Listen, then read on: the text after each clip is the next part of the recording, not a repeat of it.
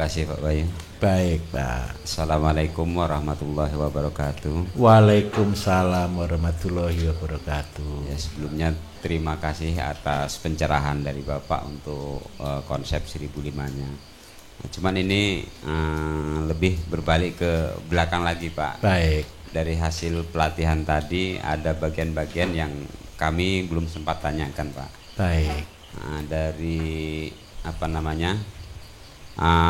Penanaman benih Pak. Baik Pak. Dari penanaman benih kita kan belum belajar apa untuk persiapan pengendalian hamanya Pak ya. Baik. Terutama di cabai. Jadi di tempat kami ini identik dengan kerapak daun Pak. Baik. Nah, sementara kami belum ada solusinya karena di sana walaupun disemprot pakai kimia pun nggak ada hasilnya gitu. Kerapak daun itu daun jadi ngelaras Pak. Iya, ya Pak. Jadi ya daun akhirnya buah juga Pak. Ikut. Terus yang kedua ini pesan dari teman karena tempat kami memang rumput luar biasa Pak. Jadi jarak 3 hari ketika musim hujan kita koret 3 hari di belakang sudah tumbuh lagi Pak. Gitu, ya. Itu untuk pengendalinya atau herbisidanya dari apa yang lebih ramah lingkungan. Baik. Itu saja Pak mungkin dari saya. Baik. Saya akan jelaskan. Bapak Ibu ingat baik-baik. Kalau tanah itu punyanya Bapak Ibu sendiri, saya sebenarnya biarpun saya ngajari buat herbisida Bapak Ibu, saya lebih senang Bapak Ibu tidak buat herbisida. Kenapa saya tidak senang Bapak Ibu buat herbisida? Rumput itu Bapak Ibu lebih baik dicabut. Yang membuat tanaman ini Bapak Ibu, minta maaf, Bapak Ibu tanam tumbuh lagi karena tidak dicabut. Paling cuma di arit atau di kalau cangkul di korek atasnya saja, akarnya masih ada. Betul atau tidak? Sebagian dicabut. Begini, saya mau katakan jujur. Bapak Ibu seandainya nggarap nih lahan di atas 1 hektar. Kalau Bapak Ibu kerjakan semua, pasti konsepnya akan terjadi seperti ini. Karena itu Bapak Ibu saya tidak kepingin Bapak Ibu garap luas. Saya kepingin merubah konsep dari tradisional menjadi ke modern. Modern itu bukan alat. Modern itu ketemu 2 kata, efektif dan efisien. Efektif dan efisien itu begini loh. Bapak Ibu kerjakan 1 hektar belum tentu berhasil.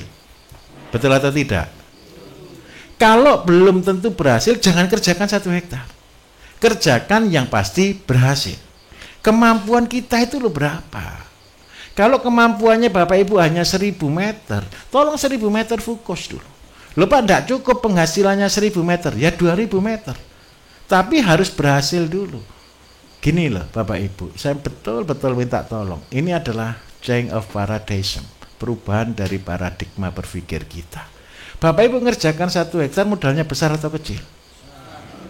Daripada modal itu ditaruh, dijadikan taruhan Bapak Ibu, saya minta tolong, jangan jadi penjudi. Lagunya Rhoma Irama itu betul kok Bapak Ibu. Judi gitu loh. Betul-betul mempersusah orang. Tapi lakukan yang pasti berhasil.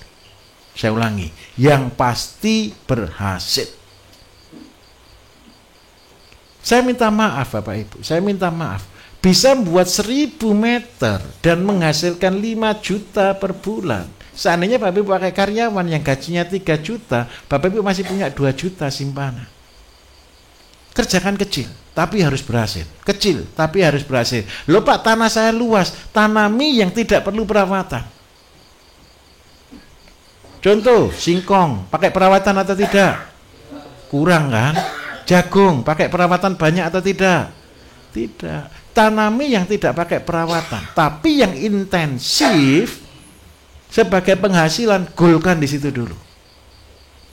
Terus kalau punya 1000 meter, Bapak Ibu tolong dicabut.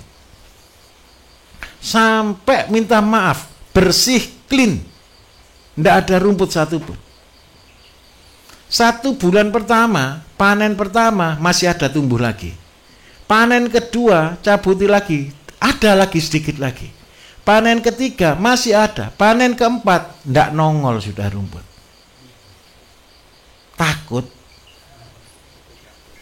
Bapak Ibu tahu ndak cara menghibur diri supaya rumput itu jadi sesuatu yang membahagiakan? Siapa yang dalam hidupnya kepingin jadi orang baik? Keinginan jahat muncul atau tidak? Terbang di atas pikiran kan? Kita ini kepengen sabar tapi tetap marah. Betul atau tidak? Kita ini kepengen jadi orang baik tapi juga terlanjur kadang-kadang salah. Menyelesaikan masalah, kalau terutama kalau kepengen doa, kepengen sabar, doa kepengen jadi orang baik, nyabuti rumput Bapak Ibu. Ketika ada nyabuti rumput, wah ini kesalahan saya ini. Cabuti gitu, sambil berdoa. Sudah tobat-tobat, muncul lagi, cabuti lagi. Nanti kalau bisa nyabuti sambil neteskan air mata, lulus sudah. Udah serius.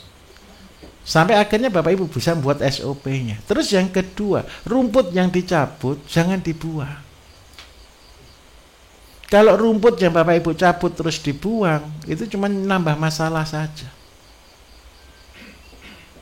Saya punya hobi nyabuti rumput Bapak Ibu. Kadang-kadang kalau nganggur-nganggur saya cabuti rumput untuk ngasih makan kalkun. Jadi ketika saya lihat saya cabuti rumput dapatnya tidak banyak segini, saya kasihkan kalkun, itu kan seneng lihat kalkun makan rumput itu. Nah, karena itu kalau punya rumput bisa untuk tambahan ayam, bisa untuk kambing. Yang paling penting lagi buat jadi kompos. Untuk tabungan. Untuk set PT. Nah, kalau daunnya ngelaras tadi Pak, daun ngelaras itu ada beberapa faktor. Yang pertama, bisa karena jamur. Yang kedua, bisa karena kekurangan nutrisi. Jadi dia akhirnya ngelaras, itu biasanya kekurangan magnesium, seng, sama kalium. Nah, berarti kalau butuh magnesium sama seng dan sebagainya, berarti minta tolong, carikan rumput yang keluar getah. Ada enggak rumput yang keluar getah Bapak Ibu? Dipotong ada getahnya. Warna putih, warna bening, ada enggak? Lah, gunakan itu sebagai set PT-nya, insya Allah akan bagus. Nah, saya berharap satu, sebenarnya itu bukan lagi saya yang ngajar. Jadi saya berharap ketika Bapak Ibu itu begini loh, cita-cita saya. Kadang-kadang saya membatasi ilmu bukan karena saya pelit ilmu, bukan. Saya kepengen ketika Bapak Ibu nanti mempraktekkan, Bapak Ibu menemukan hal-hal baru di dalam lahan. Kemarin siapa yang dari Malang kemarin, malam-malam sudah mulai cari rumput di sawah? Mana kemarin? Oh itu Bapak ya. Sudah dipraktekkan betul Pak ya? Sudah ya? Belum disebut orang gila kan? Nah, Bapak Ibu beginilah, Bapak Ibu begini, minta maaf sekali. Ketika sore hari Bapak Ibu keliling sawah, lihat di situ. Ingat, belajar kita ini butuh waktu 3 tahun. Bawa senter. Bapak Ibu akan ketemu di situ ulat makan rumput, ulat makan apa itu tahu di sana. Amati, pelajari. Sampai akhirnya Bapak Ibu betul-betul tahu mana tanaman yang dimakan ulat, mana tanaman yang tidak dimakan ulat, di mana ulat itu tinggal, makanannya apa, senengnya apa, kondisinya bagaimana. Kalau Bapak Ibu lulus itu kira-kira jadi orang pintar atau tidak? Nanti ketika Bapak Ibu sudah tahu pengalaman itu, bukan lagi katanya Pak Bayu. Tetapi Bapak Ibu akan berkata, saya sudah membuktikan. Itu sudah jadi kiai atau belum kalau begitu? Nanti kalau sudah Bapak Ibu sudah paham ilmu itu, setahun saja sudah paham. Terus Bapak Ibu ketika ada warga yang bermasalah tanamannya, Bapak Ibu langsung bilang, tenang ya, nanti malam saya tak datangi sawahmu. Didatangi bukan diapa-apakan Bapak Ibu. Didatangi itu dicari tahu penyebabnya apa sih. Paham atau tidak? Hama itu nyerangnya waktu malam hari ketika kita tidur. Ketika itu tidur Bapak Ibu amati, oh yang memakan tanamannya, yang menyebarkan tanamannya itu. Begitu Bapak Ibu tahu kasusnya, tahu masalahnya, Bapak Ibu bisa ketemu solusi. Kalau ndak tahu kasus, tahu solusi itu ngawur atau tidak kira-kira? Paham maksud saya di sini? Kalau cuma tanahnya 1000 meter, Bapak Ibu percayalah, Bapak Ibu puter itu loh, tidak sampai 2 jam. Kalau ketemu lalat, bawa timba, masukkan. Besok ke kandang ayam, ini ayam ada bonus tadi malam kerja. Ayamnya bahagia ndak? Bahagia, nunggu lagi kapan lagi ya? Ndak usah tiap hari, ulat itu ndak berkembang tiap hari, 2 minggu sekali cukup. Memang kadang-kadang yang dibutuhkan hati. Ketika Bapak Ibu melakukan ini, tidak ada masalah apapun. Dan percayalah Bapak Ibu, tanaman itu bisa berterima kasih tidak ke kita? Bisa. Ternak bisa berterima kasih tidak ke kita? Bisa. Jadi akhirnya Bapak Ibu akan didukung oleh Allah. Bapak Ibu disebut-sebut alim ulama, ditambah lagi al ulama, ilmunya tambah banyak soalnya. Paham maksud saya kira-kira? Kayak bayangkan, seandainya di tiap desa ada profesor-profesor pertanian kayak gitu, kira-kira Indonesia maju atau tidak ya?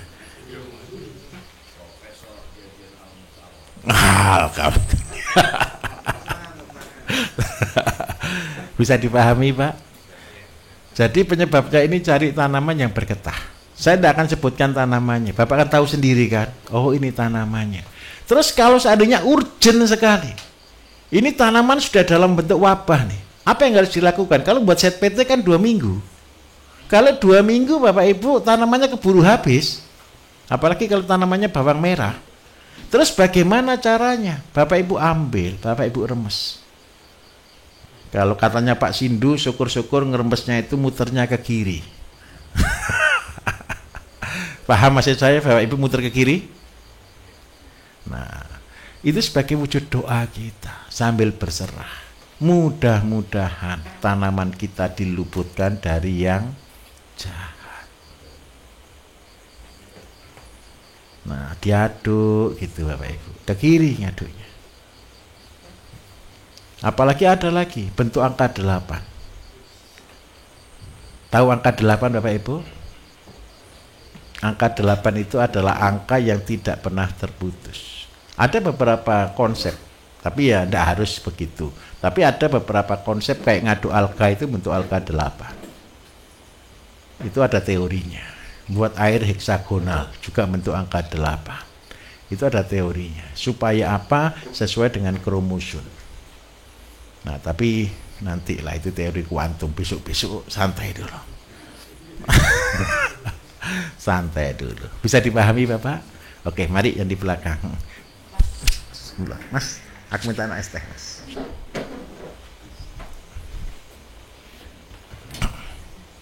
Dinyalakan lama.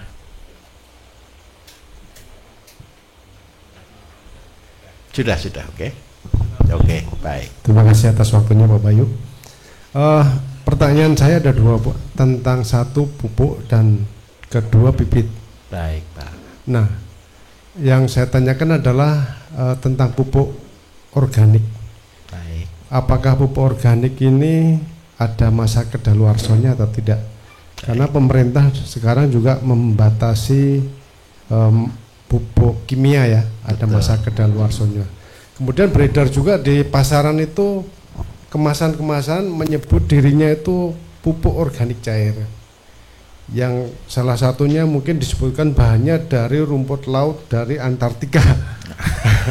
Kurang jauh lagi. Apakah itu bisa dipercaya bahwa itu betul-betul pupuk organik atau pupuk pabrikan ya?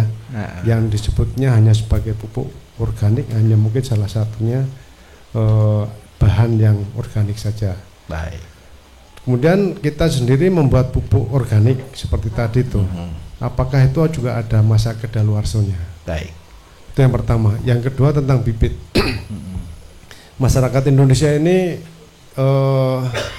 paling mudah niru-niru Pak Bayu. Iya Pak. Jadi misalkan ada sekarang lagi musim durian musangking, beramai-ramai menyebut menanam bibit musangking. Betul. Tapi yang sepengetahuan saya, rasa durian musangking asli dengan yang ditanam di di Indonesia. tempat lain itu berbeda. Betul. Contoh yang paling nyata juga kan kita tahu ada ubi cilembu. Iya.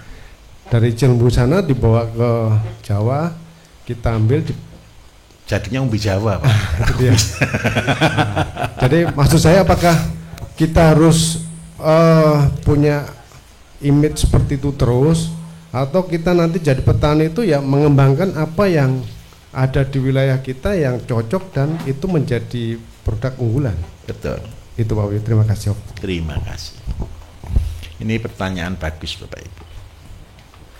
Kita ini seringkali termakan dengan isu.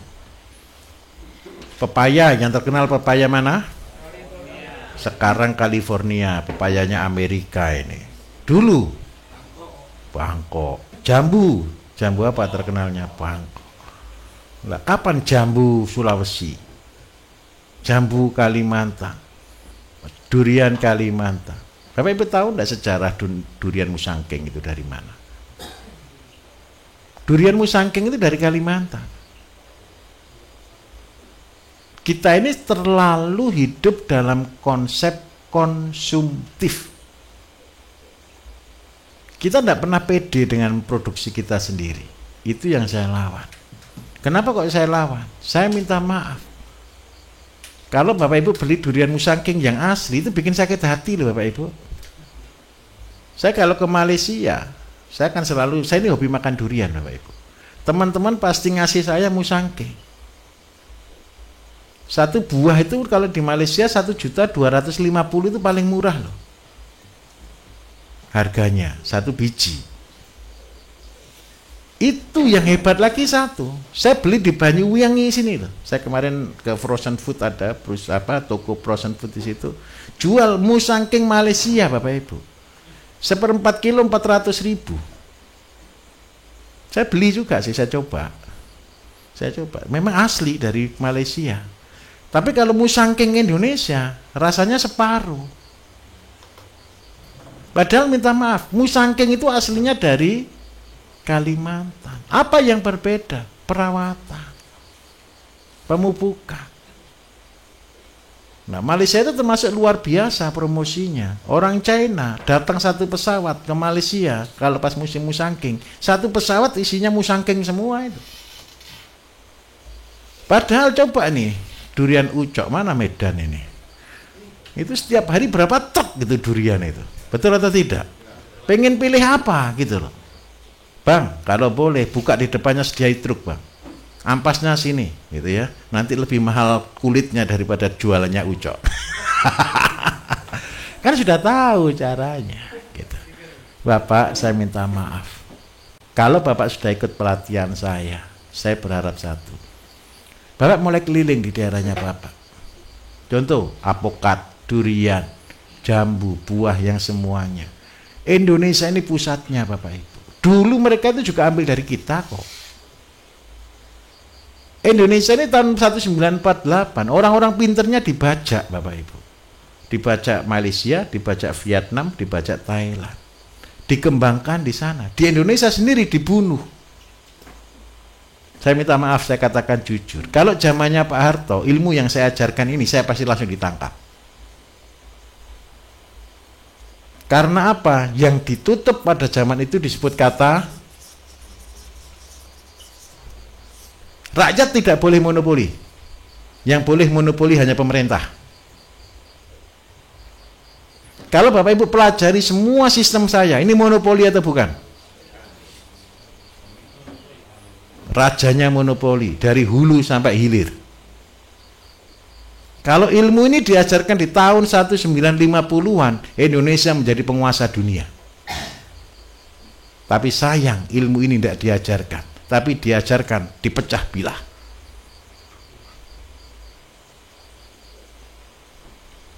Saya tidak nyalahkan pemerintah. Tetapi kita yang mau disalahkan waktu itu. Zaman itu Bapak Ibu, orang Jawa punya filosofi kuat namanya rojo koyo. Saya juga seorang peneliti. Orang-orang desa bisa bangun rumah itu karena konsep rojo koyo.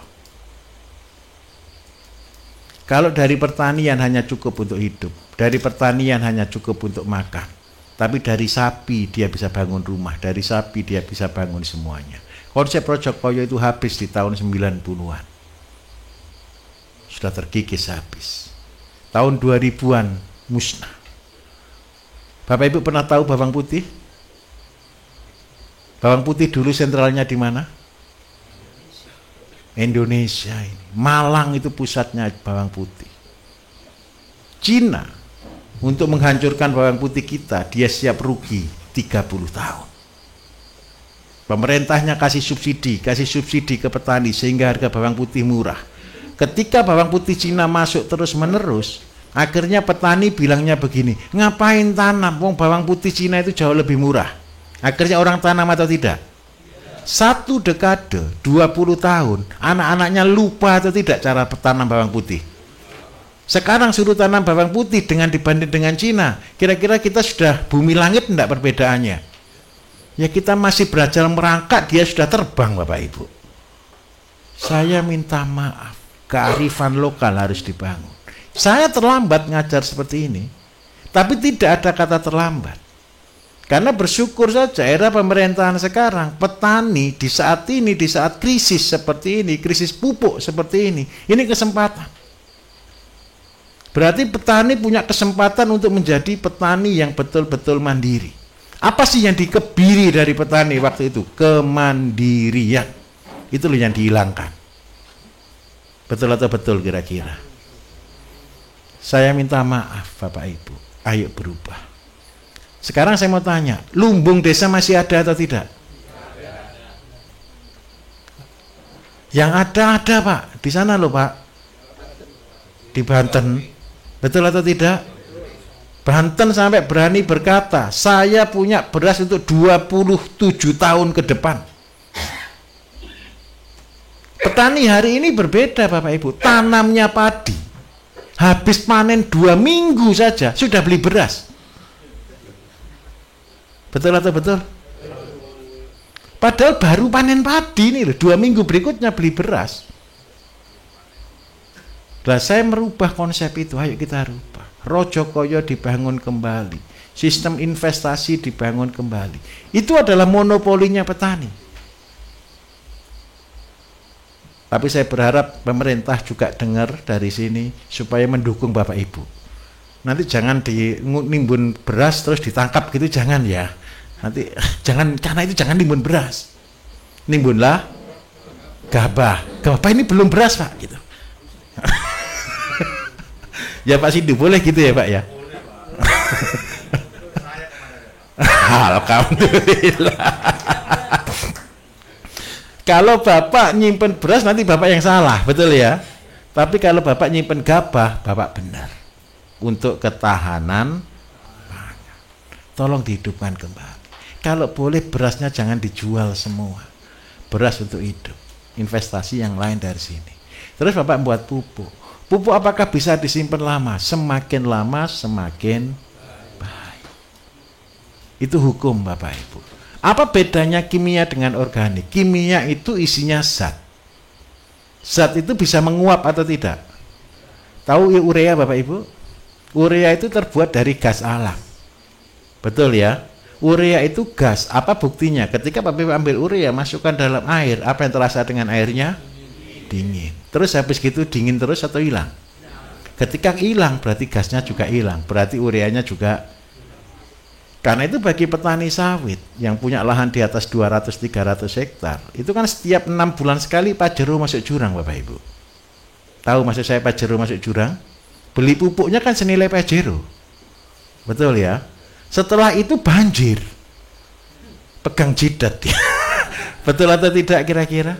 Lah kalau diteruskan dengan cara itu, akhirnya slogan mereka cuma berkata satu, wis percuma dipupuk, juga setelah dipupuk banjir kok.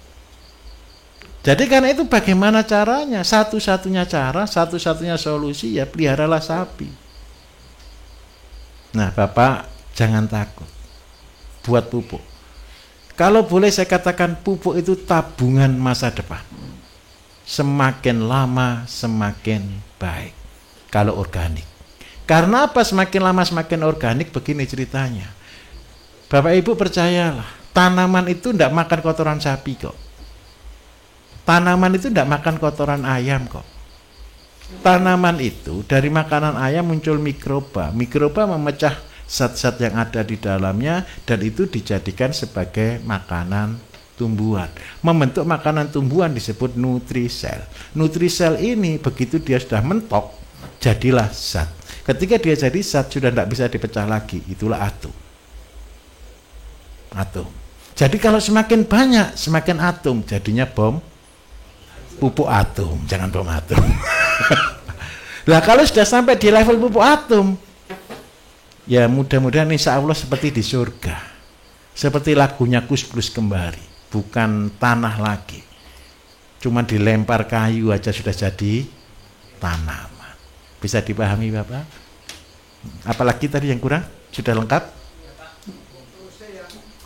Oh, POC yang pabrikan. Begini, jangan nyalahkan orang. Kalau saya begini Bapak Ibu, supaya Bapak Ibu tidak bingung dan tidak jadi orang yang picik, jangan dengar orang deh. Lakukan aja apa yang bisa, apa yang ada. Kalau itu dari rumput laut Antartika gitu ya, tidak masalah. Itu kan terserah yang ngomong, itu kan untuk bahan promosi saja Pak. Menurut saya, ya terserah Bapak, percaya atau tidak terserah Bapak. Saya tidak berani menyalahkan juga. Terus yang paling penting begini, apakah rumput laut itu bisa dipakai untuk pupuk? Bisa. Pupuk terbagus dari mana? Dari alga yang kedalamannya 1000 meter.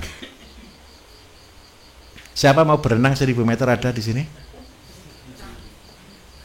Bisa atau tidak?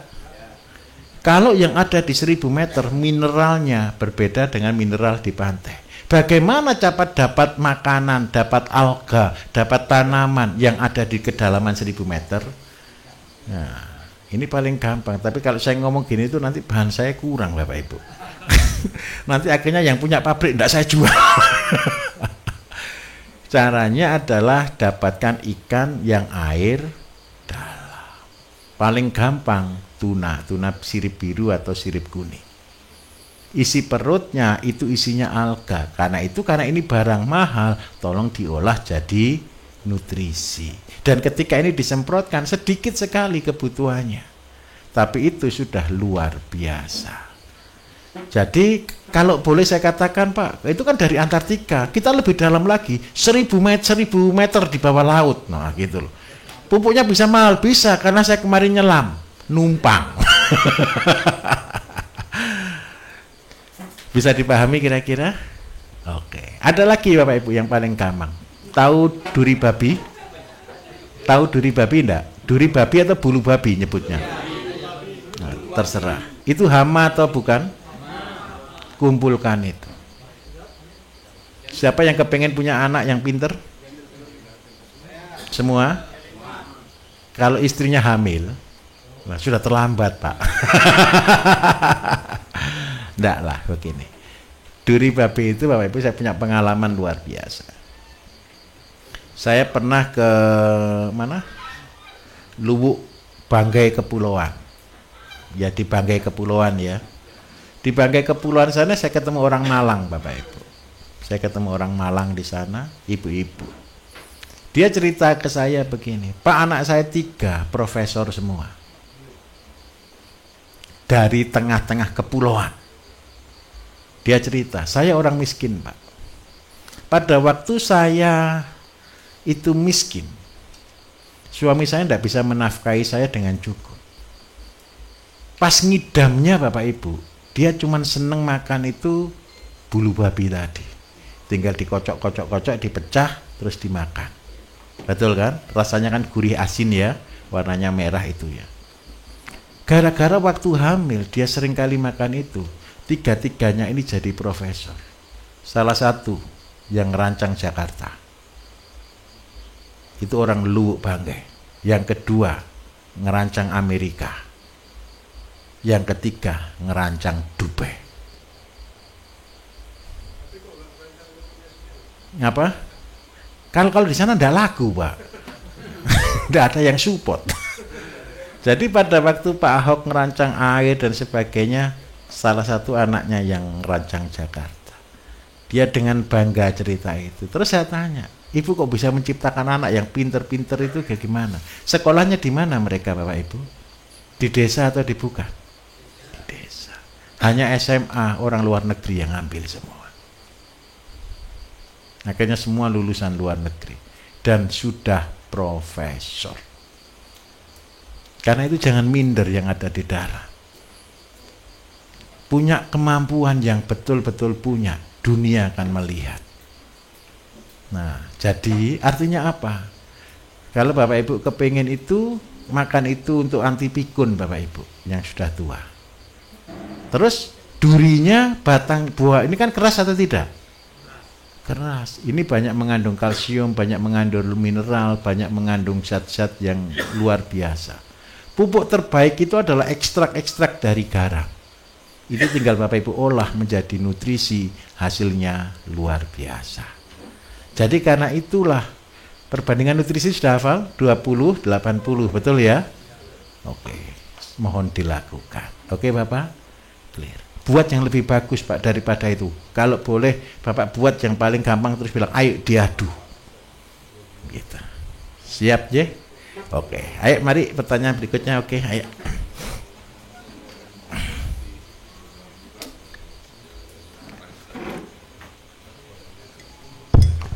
Terima kasih Pak.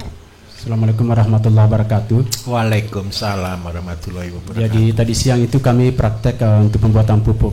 Di mana kami tadi sudah mempertanyakan juga kepada Pak KB tentang katalis ini. Tentunya yang tidak apa-apa, lanjut Pak. Yang ingin kami persiapkan untuk kedepannya, karena kita artinya sebelum kami di sini memang sudah berniat bagaimana bisa mengembangkan organik ini.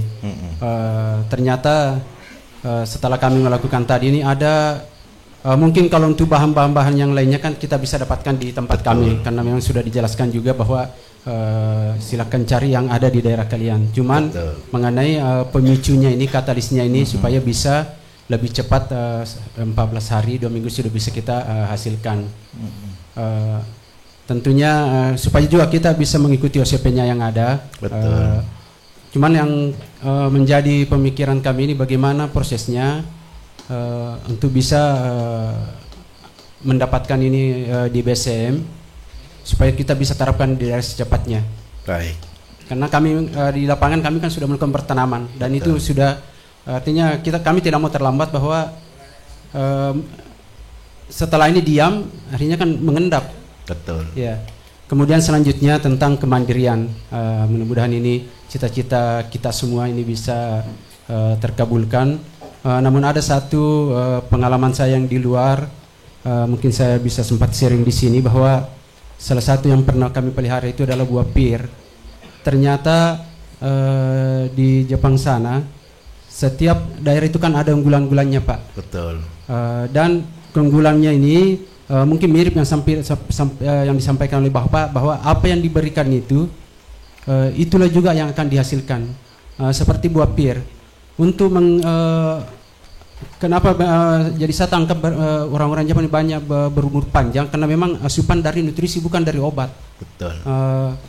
Mereka tidak terlalu dengan obat, akan tetapi dari makanan. Seperti buah pir itu dititipkanlah di situ kalsium tinggi. Betul. Dengan apa? Dikirimkan dari Indonesia, dari Thailand itu cangkang bungkir kepiting. Betul. Dan itu disebar dalam jumlah banyak di lahan. Kedua, saya juga kaget, kedelai, bungkil kedelai diberikan juga untuk pupuk. Untuk pupuk. Saya tanyakan ini untuk apa? Untuk proteinnya supaya tinggi. Dan memang jika kita konsumsi memang lain dari yang lain. Ketiga, yang sampaikan bahwa setiap hari itu kami menampung isi jeroan dan kepala ikan tuna, tuna ekor kuning atau sirip biru tadi, itu yang disimpan lama. Kemudian ada waktu-waktu tertentu memang setelah melakukan pembuahan itu diberikan untuk pupuk juga. Untuk pupuk juga. Betul. Kemudian memelihara bebek. Orang Jepang itu kan tidak suka bebek karena amisnya. Jadi itu hanya di waktu-waktu tertentu. Kalau sudah lepas musim semi kan tumbuh rumput. Iya, itu yang disuruh makan. Jadi dipelihara bebek. dilepas bebek sebanyak-banyak di dalam ternyata itu untuk termasuk hama tadi, dia juga mengkonsumsi rumput-rumput muda. Juga saya nggak tahu, mungkin juga ada pengaruh dari pupuk kandang. Betul. Dari bebek kotoran ini, bebeknya. kotoran bebek. Akan tapi dari rangkaian itu saya bisa ada satu tangkap bahwa ternyata kita tidak hanya dituntut untuk bisa mandiri.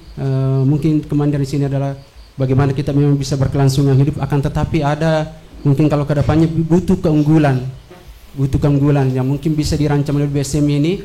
Karena saya mengamati bahwa Pak Bayu bukan hanya sudah, kalau dari penjelasannya sudah mengelilingi Indonesia sebenarnya, dan sudah pasti mengetahui bahwa di daerah di sini sudah mengkarakter daerahnya, mungkin iklimnya, apa yang bisa menjadi unggulan di daerah tersebut, sehingga bukan menentang alam, tapi sesuai dengan alam. Betul, karena sekali. Prinsip dari BSM adalah bagaimana apa yang dikehendaki alam, dan kayaknya memang surga dunia ini ada di Indonesia. Karena kenapa? Indonesia maritim, kalau dilihat dari hasil perikanannya, Indonesia yang banyak jenis ikannya, dan orang luar melirik itu. Kemudian juga dari jenis mungkin sayur, buah dan sebagainya, kita memang varietas yang banyak. Betul. Tinggal bagaimana mungkin dikonsepkan oleh Pak Bayu, kita siap ini kita siap menerima arahan dari Pak Bayu. Terima kasih. Assalamualaikum warahmatullahi wabarakatuh. Waalaikumsalam. Begini, kalau bapak-bapak sudah tahu, walaupun cuma beberapa hari pelatihan saya, berarti kalau saya katakan untuk menciptakan satu sistem, ekosistem pertanian, bisnis yang betul real, kalau 3 tahun jadi miliarder, Bapak Ibu, mudah atau susah sebenarnya? Dari yang ada, sudah ada betul-betul bisa enggak kira-kira? Dari selama ini Bapak Ibu di sini, Bapak Ibu perhatikan, kalau itu tinggal diputer saja, 3 tahun sudah jadi besar atau kecil? Jadi besar. Saya minta tolong bersabarlah. Saya membangun daerah, Bapak Ibu, cara ini yang saya pakai. Contoh, saya kan adopsi satu pulau. Seandainya saya kasih contoh dari Sumba Timur gitu. Sumba Timur, Bapak Ibu, konotasinya apa yang ada? Gersang, tandus, batu, betul ya? Yang lama yang saya lakukan hanya riset. 1 bulan itu saya bisa cuma keliling, muter-muter aja cari sesuatu yang potensial. Percaya enggak, setiap daerah punya unggulan. Prinsipnya satu, cari tanaman yang pasti hidup. Cari tanaman yang dibutuhkan. Terus yang ketiga, cari pasarnya. Sudah itu saja. Contoh kalau di Sumba Timur, tahu kutulak Bapak Ibu? Pelitur, tahu pelitur enggak? Pelitur ini, peliturnya kayu. Tahu enggak kira-kira? Itu berasal dari apa? Bukan damar, Pak. Dari kutulak. Kutulak itu, tahu pohon kusambi? Kalau di Sumba sana pohon kusambi itu ribuan hektar. Dan dia tahan hidup. Itu hampir mirip dengan model pohon mentor, pohon jambu monyet. Jadi di pohon kusambi ini Bapak Ibu, di sini ada binatang namanya kutu. Kutu itu anggap aja kayak penggerek batang. Nah, kutu ini makan batangnya kusambi ini, akhirnya keluar getah. Getah inilah yang disebut dengan kutu lak. Lak itu getahnya kutu tadi. Nah, ini adalah bahan pelitur. Nah, jadi di daerah yang saya kembangkan, kita harus punya utamanya apa dulu nih? Yang pasti hidup nih, yang enggak usah modal. Kalau tanam kusambi enggak usah mikir Bapak Ibu. Sebar bijinya tumbuh sendiri. Terus yang kedua, tinggal kasih kutunya, keluar kutu lak. Kutu lak ini tinggal masuk ke pabrik pelitur. Terus yang kedua, ada orangnya. Berarti orangnya butuh makan atau tidak? Butuh. Kalau sayur di daerah Sumba yang paling laris cuma kangkung Bapak Ibu. Ya sudah, saya tanamkan kangkung. Jadi anak-anak saya di sana cuma tanam beberapa hektar bisa hidup. Ayam bahagia di sana, dilepas saja hidup kok dia. Nggak usah kandang. Karena apa? Tanah tetangga luas dan tidak bertuan. Kalau cuma ditumpangi ayam bahagia enggak? Bahagia. Ketika dilepasi ayam Bapak Ibu, rumput yang tumbuh dimakani ayam, biji yang rumput dimakani oleh ayam, maka tercipta tanaman bersih. Bertahap seperti itu. Nah, sebenarnya Bapak Ibu kayak di Jepang tadi, orang pelihara bebek. Bebek itu pembersih hama. Jadi sebelum tanam padi lepasi bebek. Keong habis, hama habis, rumput juga habis. Setelah tanaman tumbuh, musuhnya petani kan kadang-kadang hama nih, wereng dan sebagainya. Kalau keong dan sebagainya, yuyu dan sebagainya, ketika dilepasi bebek itu, bersih enggak hamanya? Jadi kalau ditanya orang kenapa kok dilepasi bebek? Ya supaya bersih-bersih hama. Bapak Ibu bisa perhatikan itu tanaman padi ada ulat? Enggak bisa. Kalau bebek di situ lihat enggak ada ulat? Lihat. Bisa makan enggak dia? Bisa. Rumput yang baru tumbuh dimakan atau tidak? Dibersihkan. Bukan hanya dimakan atas, disosor sampai bawahnya. Terus yang kedua, bebek itu makan atas ke tanahnya masuk enggak, nyelam enggak dia? Nyelam. Anggap aja nyangkul. Nyangkulnya kecil sih, cuma segini. Tapi kalau bebeknya banyak ya bersih juga itu tanaman. Tapi yang hebat satu, bebek itu loh enggak makan padi. Padinya jadi roboh Pak, tidak masalah. Roboh sebentar tumbuh lagi. Malah banyak anak-anak. Nah, idealnya kalau dengan konsep itu berapa? 40 ekor per hektar. Itu bonus. Waktu bersih-bersih kasih bebek. Tapi ketika padi berbuah jangan dimasukkan ya. Habis padinya. Nah, jadi ketika sudah mulai panen bebeknya di kandang. Ini sistem Bapak Ibu. Jadi seandainya satu kelompok membuat begini, bebeknya ini bergilir, disebar di sana, disebar di sana. Terus yang paling penting lagi satu, bebek itu buang kotoran. Dan buang kotorannya jadi pupuk. Nah, ini untuk bebek. Terus Bapak kalau mau tanya katalis begini Pak. Besok Bapak Ibu memang untuk awal Bapak Ibu perlu bibit dulu, buat dulu untuk SOP dulu. Kalau ada ampas tolong jangan dibuang. Katalis itu kan ada 1, 2, 3, 4, 5. Betul ya? Yang membedakan ini katalisnya mirip semua Bapak Ibu. Tapi bibitnya juga mirip. Tapi kan beda sih sebenarnya. Nah, nanti supaya katalis ini bisa hidup kembali perlu makanan. Saya kasih tunjuk. Yang pertama, karena ini kan kita buat katalis untuk urea. Betul ya? Berarti makanan utamanya di sini auksin. Auksin, kemudian auksin ini Bapak Ibu apa yang ada di dalam auksin paling banyak tanamannya? Kubis. Terus yang kedua pakai wortel. Tahu wortel Bapak Ibu? Wortel itu rasanya apa? Manis. Wortel itu manis, dia sebagai energi dan beta karotin. Beta plus energi. Nah, ini saya tunjukkan mahalnya. Untuk membuat 1 liter katalis Bapak Ibu, ini berarti butuh kubis sama wortel ini paling tidak 3 kilo. Jadi 3 kilo nanti jadi air atau tidak? Kita butuh proses itu, kita kasih itu sampai keluar airnya, begitu keluar air itulah katalis. Kenapa saya katakan kalau Bapak Ibu sudah tahu ilmunya ini, tidak akan pernah bisa buat. Kenapa kok tidak bisa buat? Bapak Ibu harus nunggu kubis harga 1.000 maksimal. Nunggu harga wortel harga 1.000. Lah kalau di luar Jawa, tempat saya wortel aja dari Jawa, Pak, mau saya buat jadi katalis, bangkrut. Betul atau tidak kira-kira? Contoh yang paling mahal itu katalis 5 harusnya. Karena bahannya susu ditambah dengan kentang. Nyari kentang harga 1.000 dapat atau tidak Bapak Ibu? Saya katakan jujur ya, untuk melayani Bapak Ibu saya harus tanam sendiri sayurnya. Dan itu yang menghabiskan uang. Kentang tidak pernah turun dari harga 8.000 Bapak Ibu. Kentang itu untuk menghasilkan 1 liter cairan kentang itu paling tidak butuh 4 kilo. Tapi masalahnya Bapak Ibu butuh horti terlalu banyak sih. Semua mintanya horti sekarang.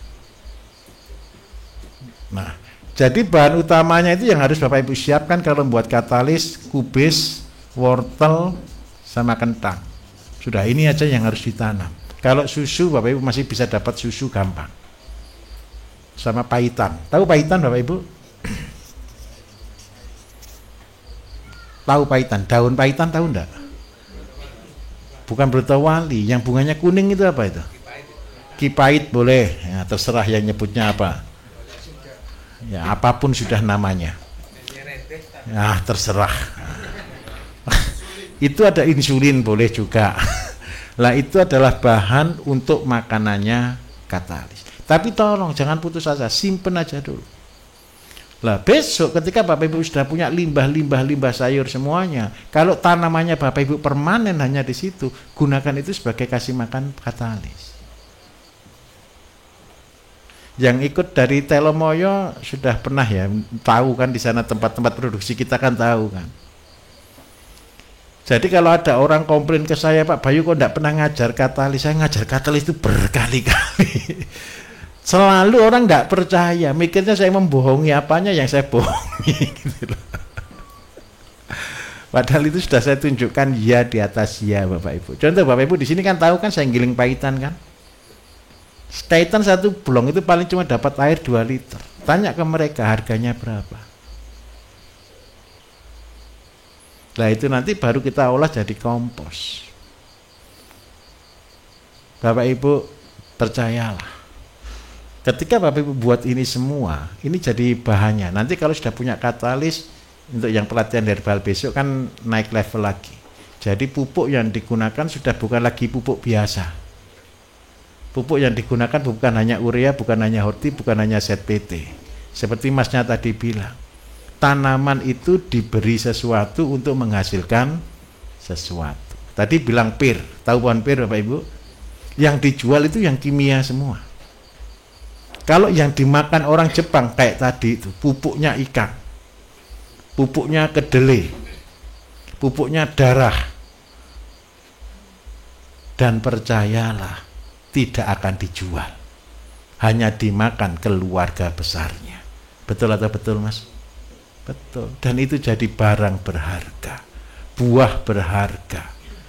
Nah itu mimpi saya. Seandainya Bapak Ibu besok punya itu semua, ciptakan yang seperti itu loh, gitu loh. Paham maksud saya ya? Nah, coba bayangkan Bapak Ibu. Ini saya makan apel. Tahu apel tadi obatnya apa? Apel. Aleja kan? Apel, lemon, jahe kan? Itu asam urat dan jantung, gitu ya. Saya minta maaf. Ini apel. Kalau beli di pasar, isinya apa Bapak Ibu? Mandi racun. Jeruk, saya ini paling sensitif makan jeruk. Kalau habis makan jeruk saya biasanya batuk. Pusatnya jeruk Indonesia itu Karo ya, Brastagi, betul ya? Itu jeruk Karo. Orang di sana gengsian, coba bayangkan, bertani itu loh gengsian. Beli obat termahal, beli obat terbanyak. Kalau bisa nyemprot termahal, terbanyak itu baru berkata saya petani hebat. Lewat sana baunya parfumnya insektisida. Nyemprot enggak tanggung-tanggung Bapak Ibu, ribuan liter. Jeruk itu mandi sampai ya. Terus habis gitu kita yang makan itu loh, bagaimana sih? Karena itu ayo kita rubah, ayo kita perbaiki. Jadi nanti Pak, kalau yang untuk herbal, makanannya katalis ini bukan ini. Makanannya katalis itu adalah empon-empon. Mau untuk apa tanaman ini? Contoh, saya kasih contoh. Seledri kenikir, tugasnya apa? Bersih-bersih, betul ya? Supaya dia canggih bersih-bersihnya, berarti makanan apa yang harus kita infuskan ke dia? Makanan penunjang untuk batu ginjal, untuk ginjal dan sebagainya, bersih-bersih terbagus, labusium, betul ya? Maka labusium yang kita buat ZPT, kita berikan kedua tanaman ini supaya dimakan oleh tanaman dan hasilnya menghasilkan obat yang mujarab. Lah nanti kita detailkan per penyakit, per makanan, per pupuknya. Pupuk itu tadi tanda kutip Bapak Ibu. Pupuk itu adalah sesuatu yang kita masukkan ke tanaman dan dia akan tinggal di tanaman dan dia akan bereaksi sebagai obat di tanaman itu. Nah Bapak Ibu kan sudah tahu dasar nih, walaupun tidak ikut pelatihan herbal. Bapak Ibu kan sudah bisa kira-kira semua kan.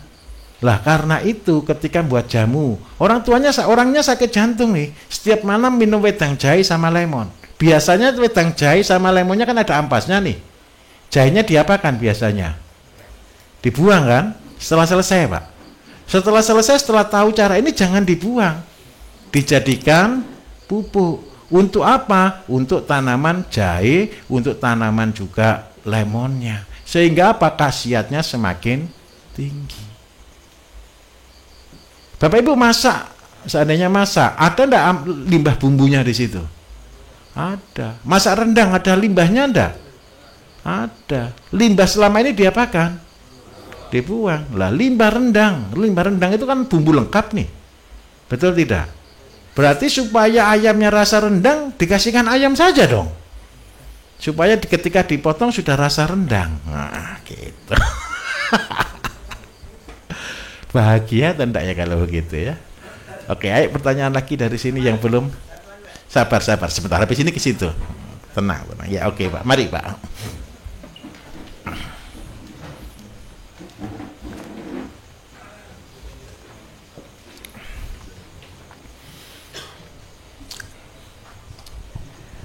Selamat malam Pak Bayu. Malam Bapak.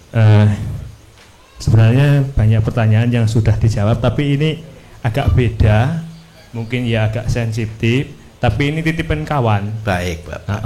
Jadi gini, di saudara kami di daerah kami itu banyak orang Bali Pak. Baik Bapak. Nah, kemarin itu nitip begini, Mas coba tanyain SOP untuk ternak babi.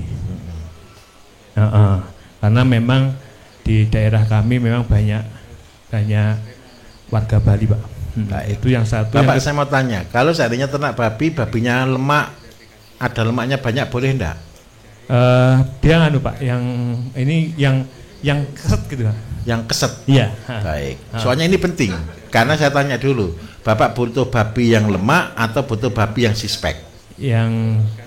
Yang kalau untuk di odalan itu butuh yang gede. Yang gede pasti, kalau yang gede pasti berlemak Pak. Tapi yang untuk mereka guling itu untuk yang kecil. Berarti yang sispek ya. Oke, enggak apa-apa, saya jelaskan. Beda makanannya soalnya. Iya. Yang kedua Pak, kami kan sudah buat LRT. Nah terus itu airnya itu kan banyak Pak di rumah itu. Betul. Ada 1 drum itu. Itu untuk apa gitu? Baik. Udah itu aja Pak, makasih. Baik, terima kasih. Saya jelaskan bab 1 dulu Pak. Kalau untuk membuat bab 1 yang sispek itu non lemak, ini untuk ekspor. Orang Medan sana, orang Toba sana paling banyak minta yang non lemak, karena dia kirim ke Batam, kirim ke Singapura. Kalau tahu non lemak berarti Bapak Ibu kepengen daging yang betul-betul berkualitas kan lebih mahal memang, betul kan? Berarti makanannya juga mahal. Sekarang saya mau tanya, dari beberapa bahan karbohidrat, makanan apa yang paling bagus untuk daging? Jagung. Seandainya kepengen babi yang berkualitas tinggi, nasinya nasi jagung Pak. Anggap aja kayak manusia. Manusia dan babi itu mirip Bapak Ibu. Kalau manusia susah diatur itu biasanya dikatakan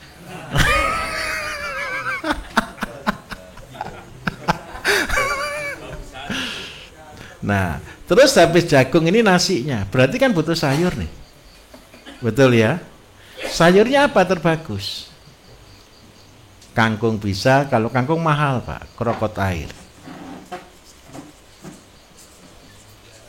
Terus daun ubi jalar juga bisa, daun ubi, daun singkong, nah dan sebagainya. Tapi krokot air ini mudah dikembangkan. Terus yang ketiga, dia butuh lauk, butuh protein. Protein terbagus apa? Paling gampang, biasanya orang kan selalu pakai kedelai.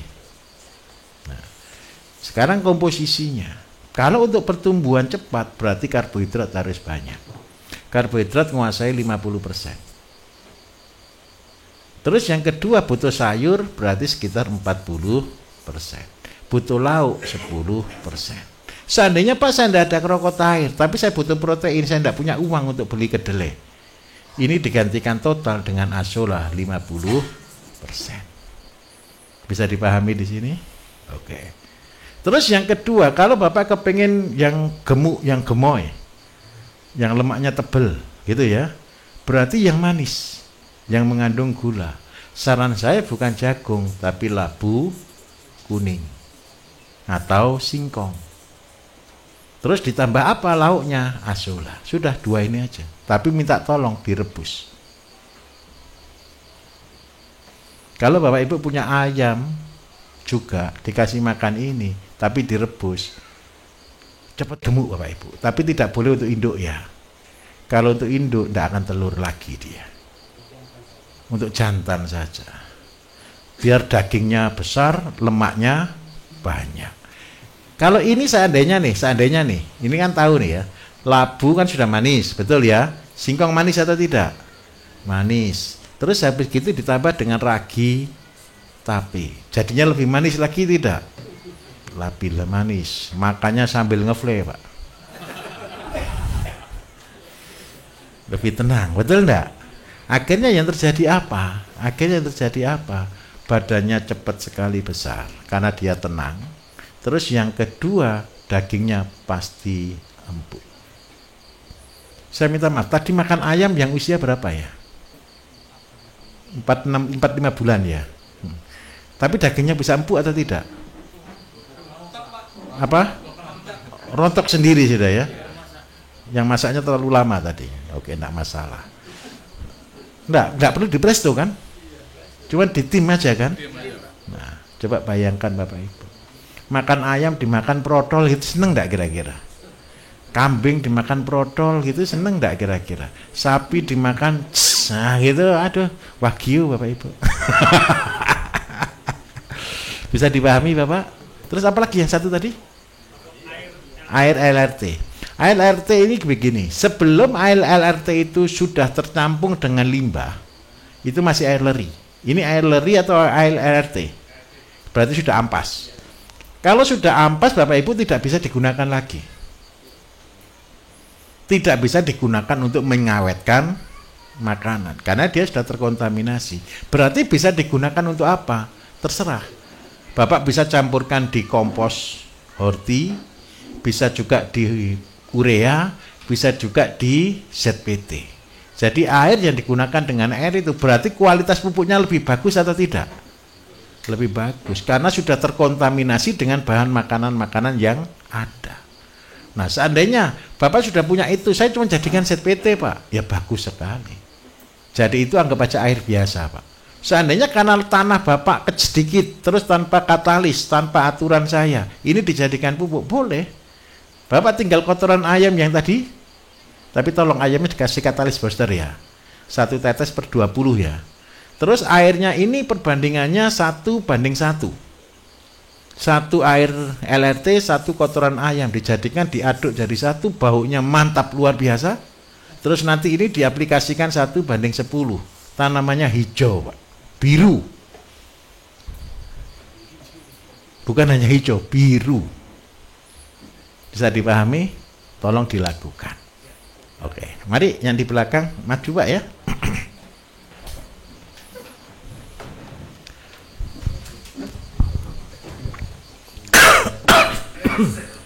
Terima kasih. Assalamualaikum warahmatullahi wabarakatuh.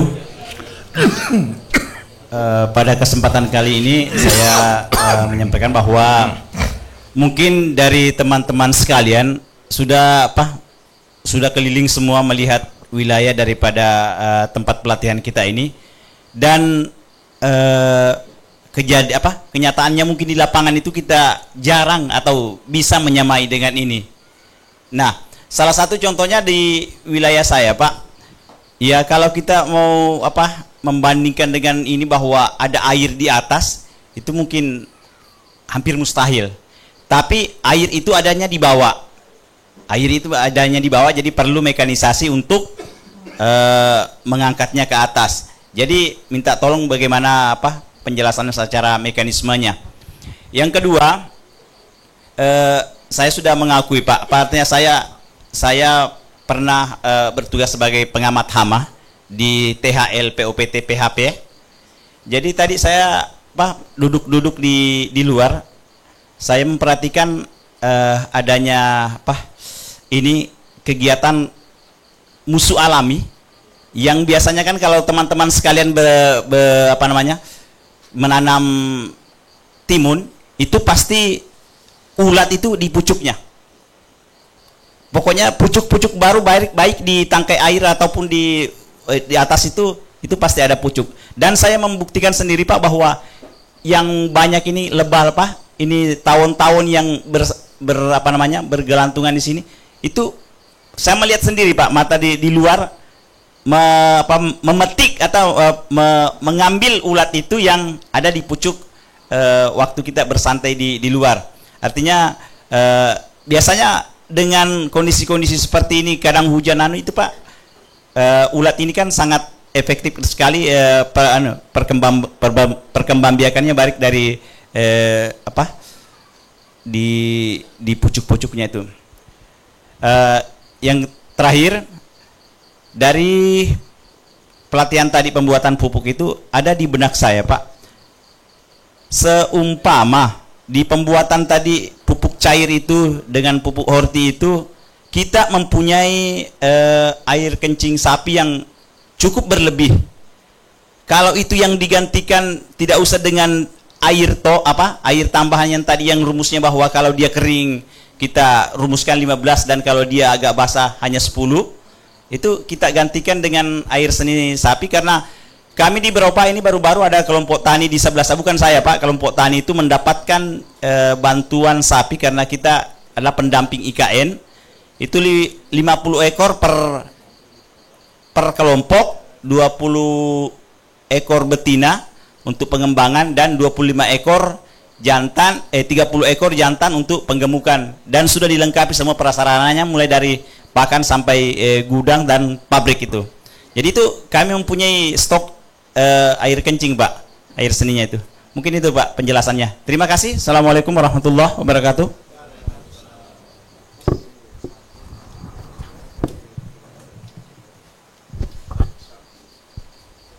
Oke, baik.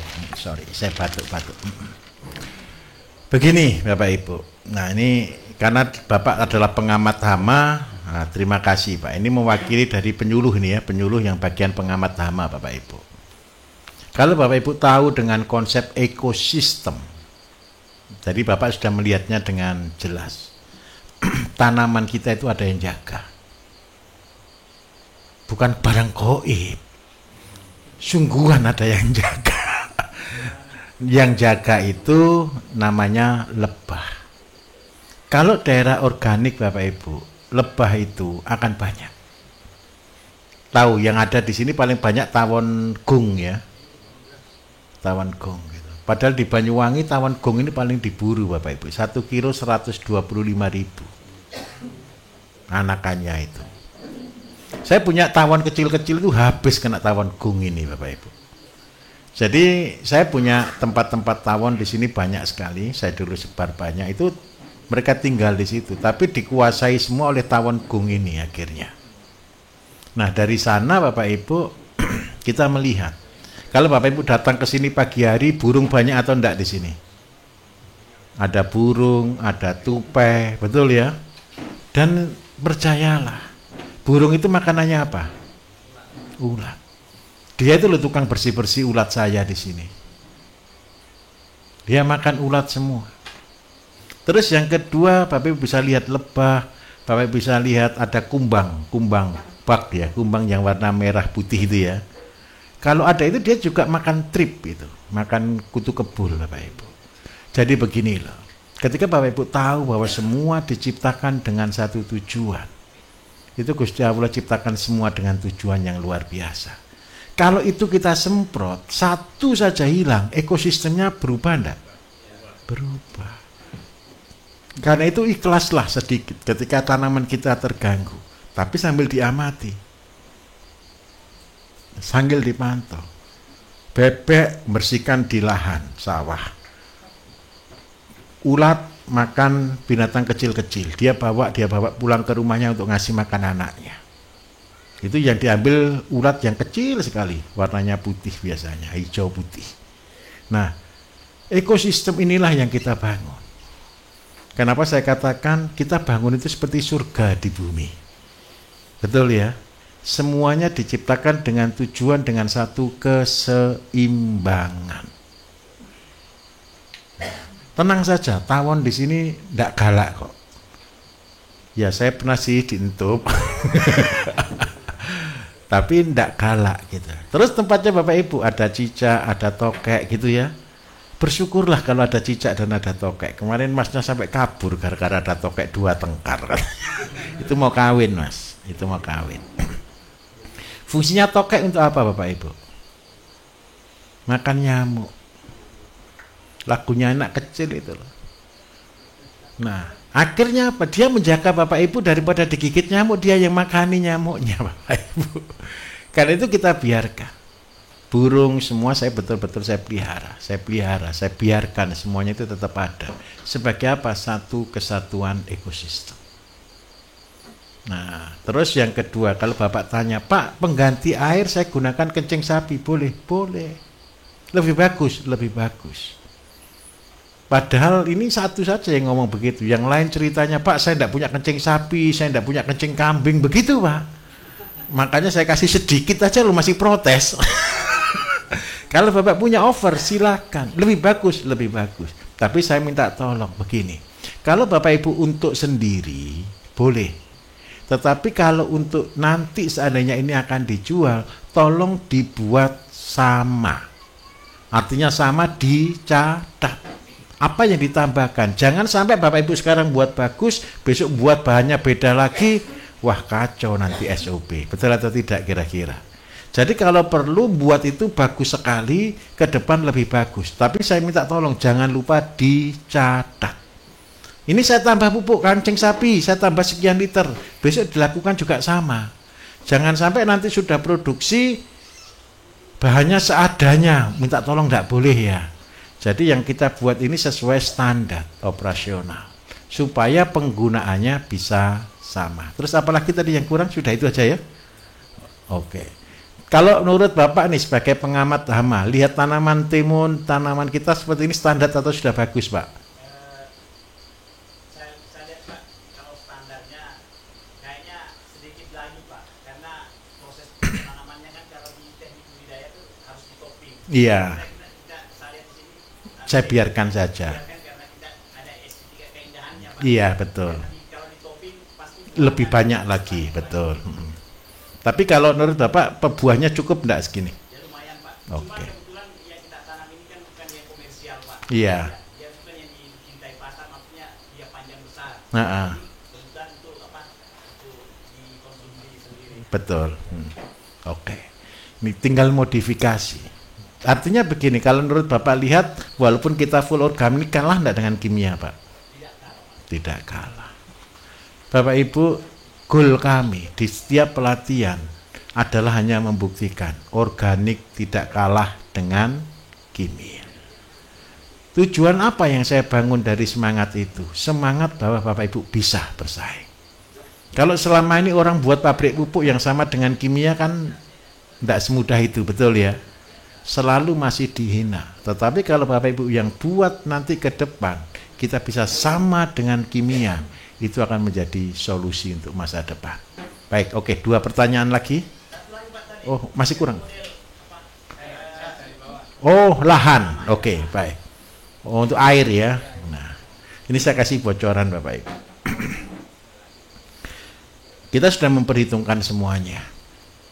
Jadi kendala Bapak Ibu nanti itu pompa dan listrik. Saya tinggal tunggu waktu aja, saya akan launching Bapak Ibu. Free energy.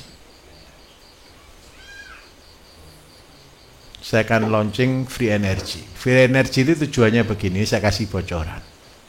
Kami sudah punya free energy Bapak Ibu, kecil wattnya. Ini ukuran cuma 15 cm kali 30 cm. Ini keluar 450 watt. Tanpa bahan bakar. Nyala selamanya. Harganya nanti sekitar 4.500.000. Sudah murah atau belum? Sudah murah. Doakan aja saya srek untuk melonceng. Sebentar, sabar dulu. Saya masih cari backingan dulu. Terus nanti konsepnya itu begini. Ini saya tunjukkan dulu konsepnya ya. Dari listrik ini akan menggerakkan pompa untuk hisap. Pompa ketika dia masuk ke situ, kita juga kasih lagi kincir mikrohidro. Sehingga dari 450 ini menghasilkan air, dan airnya juga menghasilkan listrik tapi DC. Nah, nanti akan ada dua pompa yang naik ke atas yang saling supporting, satu AC, satu DC. Ini akan saling bekerja sama. Sehingga Bapak Ibu betul-betul bisa free energy. Artinya free energinya bukan masalah free energy tentang perkara hukum kekekalan energi. Free energy di sini minimal Bapak Ibu tidak perlu bayar pulsa untuk beli listrik. Saya memahami Bapak Ibu, kalau lokasinya Bapak Ibu ada di hutan, mau narik kabel berapa lama? Berapa jauh, betul atau tidak? Biayanya terlalu mahal. Karena itu konsep ini yang akan kita buat. Tenang saja. Saya juga sedang ciptakan robot Bapak Ibu, bukan impor. Saya ciptakan tenaga yang akan menjadi asistennya Bapak Ibu. Tukang bersih-bersih rumput yang sudah pakai handphone. Tukang siram yang sudah pakai handphone. Tukang semprot yang sudah pakai handphone. Bukan pakai drone, tapi di bawah.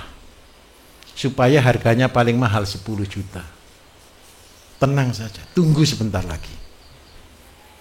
Kita sedang siapkan timnya Bapak Ibu. Kemarin bersyukur kita ada yang dari IT, kita ada yang dari pabrikan, kita ada yang dari teknologi, kita ada yang dari robotik. Sekolah sama-sama. Ya, gara-gara sekolah sama-sama ya saya tanyai, robotik bisa enggak buatkan ini? Oh, bisa Pak. Tapi saya kasih patok maksimal 10 juta ya. Kalau robotnya Elon Musk kan 300-400 juta Bapak Ibu. Kan Bapak Ibu masih belum ikhlas kan? Tapi kalau 10 juta ikhlas enggak?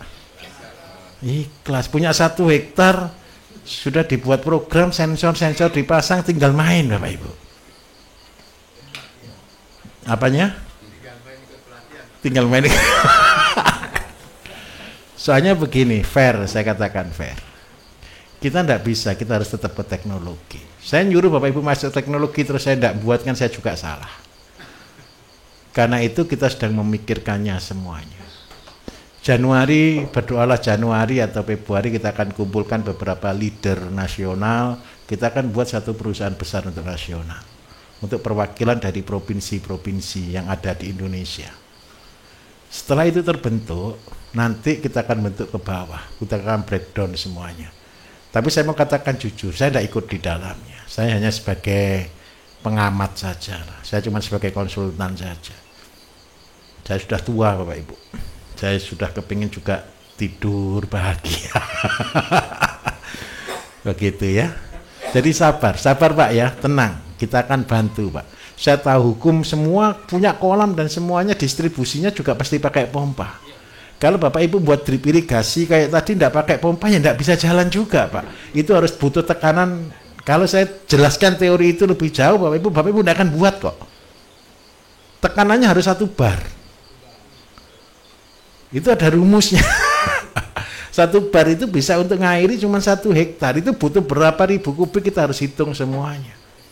Karena itu saya mengharapkan satu, sudah jalani saja step by step. Saya tahu kemana titik kelemahannya, saya tahu kok. Titik mentoknya nanti saya tahu. Dan di titik itu naik level. Dan kita sudah siapkan di sana. Jadi untuk robotik pertanian Bapak Ibu, yang sudah saya gaungkan kemarin, itu bukan impor. Kita yang buat sendiri. Ada beberapa perusahaan yang saya sudah buat role model, sudah saya suruh buat. Memang jangan ditanya loh ya, jelek loh ya robot kita loh ya. Robot kita tidak manusia berjalan loh ya. Robot kita mobil berjalan loh ya. Jadi saya buat robot ini kecil, saya mintanya ukuran cuma 40 cm, panjang 1 meter, 1,5 meter lah, 1 meter kalau boleh. Soalnya ada beban di situ, ada 100 liter, dia yang akan jalan. Jadi tahap awal ini robot yang saya buat untuk nyiram, untuk ngocor sama untuk nyemprot. Terus yang kedua, besok robot yang sama ini kita gunakan untuk panen Bapak Ibu. Nah ini saya cari matanya ini loh, gimana cari mata gitu supaya tahu ini tanaman, ini rumput, Bapak Ibu. Ini masih belum tahu, tapi nanti biar anak-anak muda yang mikirkan. Kalau saya mikirkan tidak mungkin lah. Jadi ini sedang kita buat sama-sama. Jadi listrik ini tanpa minta maaf, untuk sementara saya keluarkan masih pakai diesel penggeraknya. Tapi kalau program ini sudah jadi, nanti penggerakannya sudah tanpa bahan bakar. Jadi kalau sudah tanpa bahan bakar, kita setingkat lebih hebat dari Elon Musk. Jadi bahan bakarnya pakai magnet dan gerakan. Jadi tenang saja. Mudah-mudahan saya masih selamat di bumi. Karena sudah masuk dunia ini dunia paling ngeri Bapak Ibu. Makanya saya sedang bentuk tim. Oke ya? Tenang Pak ya. Sabar dulu, untuk sementara manual dulu lah. Udah usahakan 6 bulan atau berapa waktu lah ke depan segera kita action. Terima kasih dulu. Sabar. Oke. Ayo pertanyaan berikutnya 2. Oke 1. 2. Oke.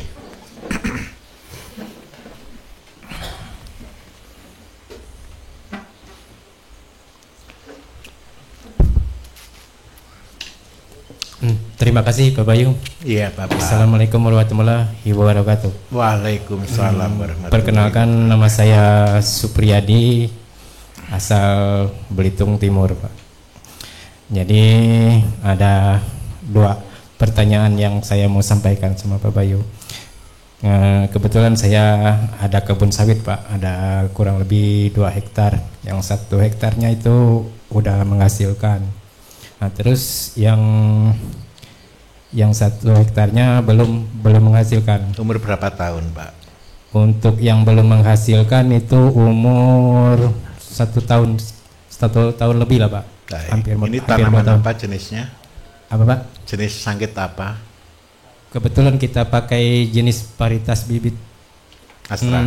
Tania Selatan Pak, dari Tania Wilmar. Selatan, Wilmar. Berarti umur panen 4 tahun. Kalau lihat dari spesifikasi dari balai benihnya sih 28 bulan Pak. Buah? Iya. Buah pasir. Buah pasir. Baik. Nah, terus yang udah menghasilkan ini bibitnya enggak jelas Pak. Awam dalam hal perbibitan waktu itu kan kebetulan ngawur ya bibit ya. Iya. Waktu aku tanam itu 2009, jadi untuk jaringan internet itu udah nggak ada. Jadi apakah di BSM ini ada SOP untuk perkebunan sawit? Jadi kalau memang ada, saya mau tahu Pak. Karena kita selama ini memang ketergantung dengan kimia. Bisa dapat solid atau enggak? Untuk solid kita memang penjualan TBS itu Pak memang dari koperasi. Cuman dari koperasi menyampaikan udah berapa tahun yang lalu sampai saat ini kita enggak dikasih, bukan enggak dikasih, kita juga mau beli gitu Pak. Cuman enggak ada jawaban dari pihak perusahaan. Baik, berarti enggak ada solid ya? Enggak ada Pak. Oke. Nah terus lahan kita Pak pasir Pak. Kebetulan kita memang di desa saya itu memang pasir itu tahun 90-an udah ditambang pasir Pak sampai sekarang. Jadi waktu itu ya pernah dengar sempat dikirim ke Singapura juga pasirnya. Jadi memang daerah kita itu dalam satu hamparan 1 hektar itu bisa 3 jenis lahan, 3 jenis tanah itu yang ada. Pasir putih atau? Pasir putih Pak. Baik. Silika ya. Iya. Kedua ini Pak, kebetulan saya dalam hal pertanian itu minim. Jadi kalau memang ada buku petunjuk SOP dari BSM, saya mau, kalau ada saya mau beli Pak. Karena gimana ya, kayak kalau jaring internet itu Pak udah muter-muter, nggak apa mungkin memorinya atau memang bodoh orangnya gimana gitu. Baik. Jadi itu aja Pak. Terima kasih. Wassalamualaikum warahmatullahi wabarakatuh. Waalaikumsalam warahmatullahi wabarakatuh. Jadi begini, karena Bapak sudah tidak punya solid, maka yang Bapak harus pelihara 1 hektar sawit itu 1 ekor sapi. Ini rumusnya. Kenapa kok ini penting? Saya minta tolong Mas. Sapi ini boleh di kandang. juga boleh dilepas. Sawit sama rumah jauh atau tidak? Kalau seandainya ada sapi di sawit, hilang atau enggak? Enggak. Kebetulan kita pernah pelihara sapi, Pak. Cuman karena memang nggak tahu perawatan, gimana ngasih makan, minum, udah. Oke, baik. Sawitnya dekat sungai atau bukan? Dekat sungai, Pak. Ular, biawak masih banyak atau tidak? Masih. Banyak, oke. Saya minta tolong satu, Pak. Begini ceritanya. Konsep kita, Bapak Ibu, kalau kita punya 1 hektar sawit, 1 ekor sapi itu sudah cukup untuk pupuknya. Jadi konsepnya sapinya yang saya kasih katalis booster. Saya minta maaf ya, katalis booster tidak saya jelaskan lebih jauh sampai nunggu kalau Bapak Ibu sudah betul-betul pinter. Supaya kalau untuk ternak, kalau salah aplikasi, ternaknya yang mati. Karena ini adalah penemuan yang paling bagi saya itu sudah paling tinggi dalam level saya. Kenapa kok begitu? 1 mili untuk 300 kilo. Ini sudah hemat sekali ke Bapak Ibu. Jadi kalau kita hitung untuk orang, kalau untuk orang loh ya, hitungannya untuk orang. Orang kan berat rata-rata 50 kilo. Berarti ini 6 orang sama dengan 1 mili. 1 mili itu sama dengan 20 tetes. Jadi kalau untuk 6 orang berarti setiap hari mengkonsumsinya, kalau berat untuk orang itu berarti cuma sekitar anggap aja 3 sampai 4 tetes. Sudah tinggi atau rendah dosisnya? Tinggi sekali.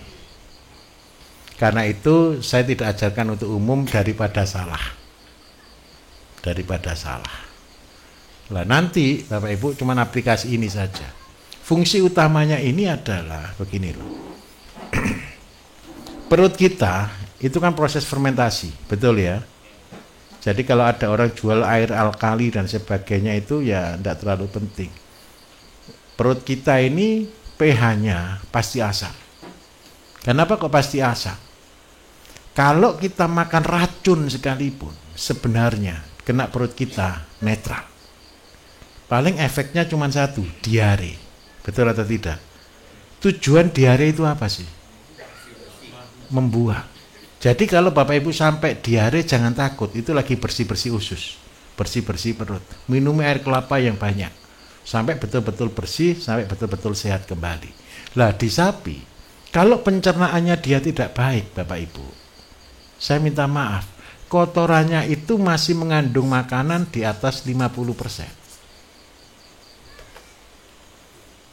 Tetapi kalau pencernaan sapi ini baik, kotoran ini sisa 20%, tetapi fungsinya sudah tidak berbahaya. Kalau Bapak Ibu kotoran langsung diberikan ke tanaman, mati atau tidak? Apa yang membuat mati? Amonia. Amonia itu karena muncul dari sisa makanan yang tidak terurai. Nah, karena itu sisa makanan yang tidak terurai ini harus diserap untuk sapi lebih tinggi, dan sisanya sudah mengandung mikroba penghasil pupuk urea. Padahal archaea itu bakteri pembuat urea Bapak Ibu, itu adanya di dalam rumen sapi salah satunya. Dan nomor 2 ada di dasar kolam. Nah, archaea inilah yang bertugas mengolah 20% sisa makanan ini menjadi pupuk organik. Tapi minta maaf, unsur-unsur pelengkap harus ada. Pak, kalau boleh, sapinya harus di kandang. Makanannya apa? 1 batang sawit. Bukan batang itu ya, pelepah ya. Pelepah batang sawit. Pelepah batang sawit minta tolong dicoper. Sak daunnya. Tenang Bapak Ibu, Pak ini daunnya bijinya keras-keras, tenanglah. Kena chopper hancur, terus yang kedua, kena perutnya sapi, dia juga hancur. Kenapa kok dibutuhkan pelepah batang sawit? Karena pelepah ini mengandung karbohidrat, mengandung juga silika, mengandung juga P dan K. Bonusnya sapinya makan rumput yang ada di sekeliling sawit. Kalau Bapak tidak mau kandangkan, lepaskan. Supaya apa? Sapinya bersih-bersih lahan. Nah, kalau seandainya di tempatnya Bapak itu, minta maaf ya, tempatnya Bapak itu aman dari predator, saya suruh lepasi ayam, Pak. Ayam dan sapi itu berteman Bapak Ibu. Kenapa sih saya butuh ayam di kandang sapi? Begini ceritanya. Kalau sapi jalan, ini pohon-pohon ada rumput enggak? Rumputnya tadi ada bijinya tidak? Kalau ada ayam di belakangnya, biji-biji ini yang dihabiskan oleh si ayam. Supaya apa? Rumputnya enggak tumbuh lebih banyak lagi. Itu simbiosis mutualisme. Terus di sana ada tanaman PJ atau PZ, Mas? Penutup tanah. Apa? Ya sudah, apapun tanaman penutup tanah. Kalau ada ayam, ini menjadi makanan utamanya ayam. Kalau 1 hektar cuma ayam 100 saja, enggak usah ngasih makan. Dia bisa hidup makan sendiri. Makan apa lagi? Semut, makan binatang yang ada di pohon sawit. Ada enggak di daerah Bapak Ibu yang ada sawit terus ayam tidur di atas pohon sawit? Banyak toh? Bisa bertelur di situ juga kan? Di pohon juga kan? Itu hebatnya. Dan makanan pernah dikasih makan enggak ayamnya? Kalau lahannya luas, kayak Kalimantan, Sumatera dan sebagainya, 1 hektar 100 ekor ayam tanpa kasih pakan. Gratis.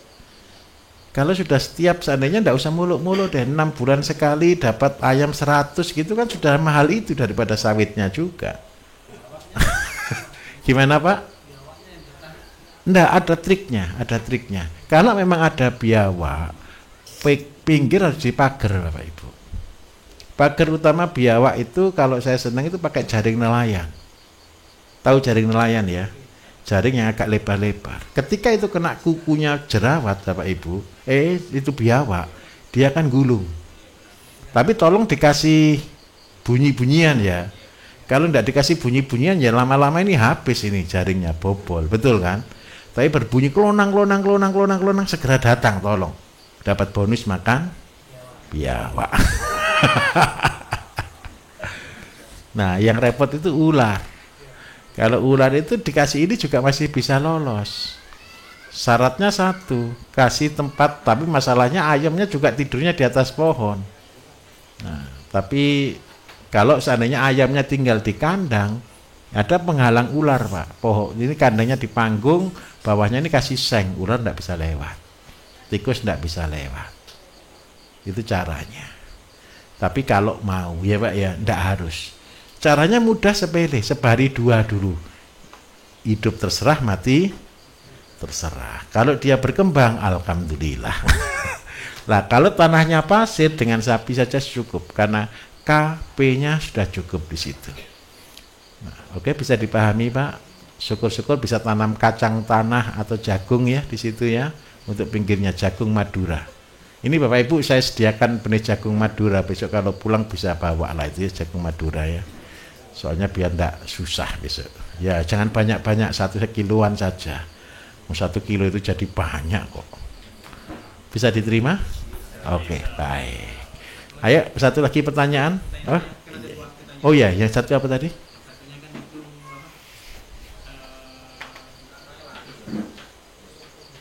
SOP sawitnya. SOP sawit nanti gampang, tinggal minta di Pak Bambang. Kalau buku begini Bapak Ibu, buku yang selama ini beredar itu bukan buku ciptaan saya.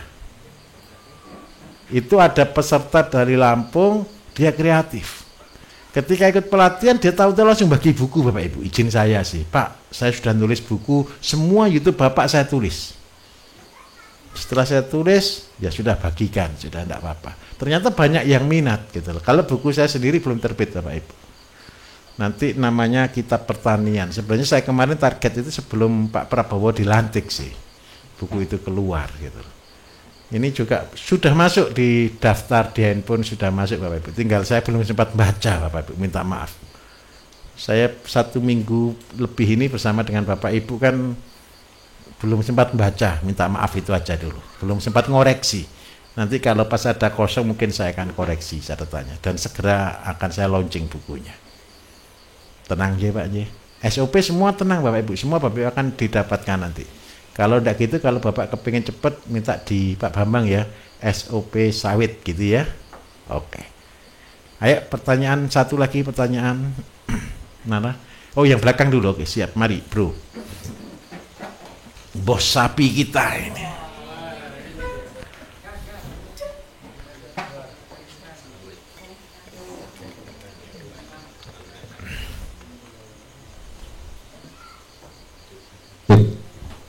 Oke.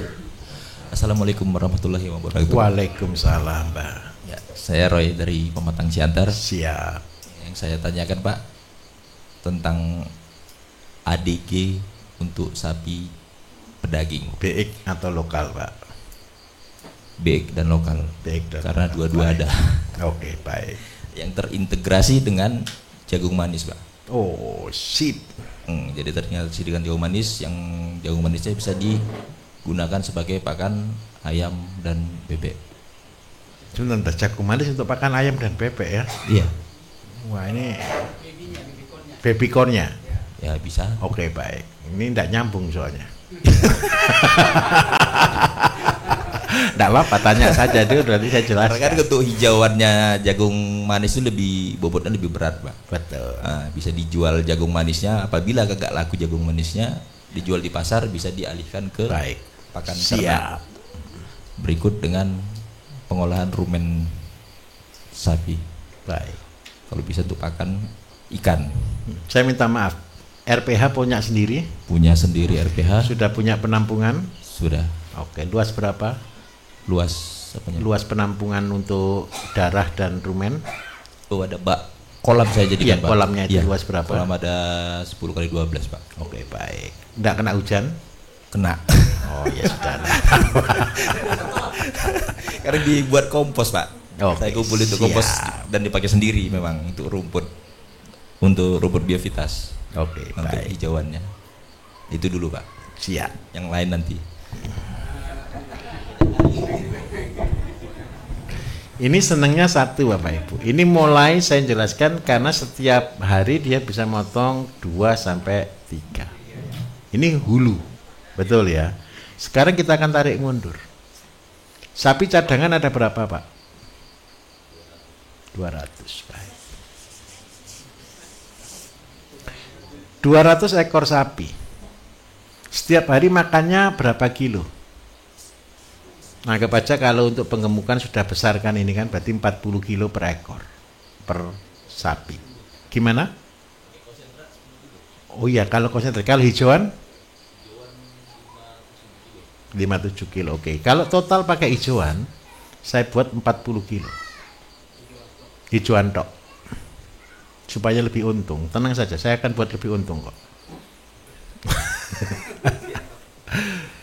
Jadi satu hari berapa pakan yang disediakan? 800 kilo. Sorry, 8 ton ya. Wah, ngeri ini ya. Setiap hari 8 ton, enggak masalah. 8 ton Bapak Ibu, untuk mencapai 8 ton itu perlu 4 batang per kilo. Berarti setiap hari butuh berapa? 32.000. Tanam kan tidak boleh 32.000. Kan ada yang mati, ada yang tidak berhasil, betul kan? Paling tidak kita tanam di sini sekitar 50.000 batang. 1 meter isi 10. Berarti setiap hari butuh berapa luas? 5.000 meter. Umurnya jagung 80 hari. Kali ketemu berapa luasnya berarti? 40 ditambah 0 itu 234. Itu 234. Berarti 400.000 meter persegi. 1 hektar itu 10.000 meter persegi. Berarti inang itu 2, 3, 4. Berarti butuh berapa lahannya? Ada Mas 40 hektar? Setengahnya, nanti nyewa yang 20 hektar. Tidak masalah. Kalau lawan pengusaha itu enak ngomong Bapak Ibu. Percayalah, karena butuh. Sekarang saya akan tunjukkan. Saya mau tanya dulu, untungnya satu sapi berapa kalau motong? Tak apa-apa, terbuka. Ini saudara semua nih. 1,5 juta? 1 juta lah, oke. Berarti kalau motong 2 sampai 3 untungnya berapa? 3 juta. Sekarang saya akan tunjukkan caranya supaya untung 3 juta itu hanya lewat. Bapak tadi pelihara jagung manis, tanamnya kan 32.000 nih yang wajib, betul kan? 50.000 ini kan berarti ada cadangan yang tidak tumbuh dan lain sebagainya, betul atau tidak? Tapi yang pasti bagus ada 32. Saya minta maaf sekali. Harga jagung manis kalau di Sumatera dijual obral berapa kira-kira? 5.000 per isi berapa biji? 3. Betul kan? 3 atau 4, betul ya? Oke, kita buat termurah. Seandainya dijual harga 500, gila enggak kira-kira? Yang lain mati atau tidak kira-kira? Apa? 500 per biji. Habis yang lain ya. Oke, tenang dulu. 500 kalau dikalikan 32.000 ketemu berapa, Bang?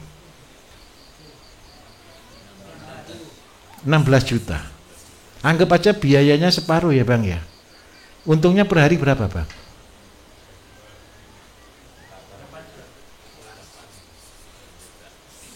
Enak mana, jual sapinya atau jadi buruhnya sapi? Saya minta maaf Bapak Ibu, sampah lebih mahal daripada yang ditujukan.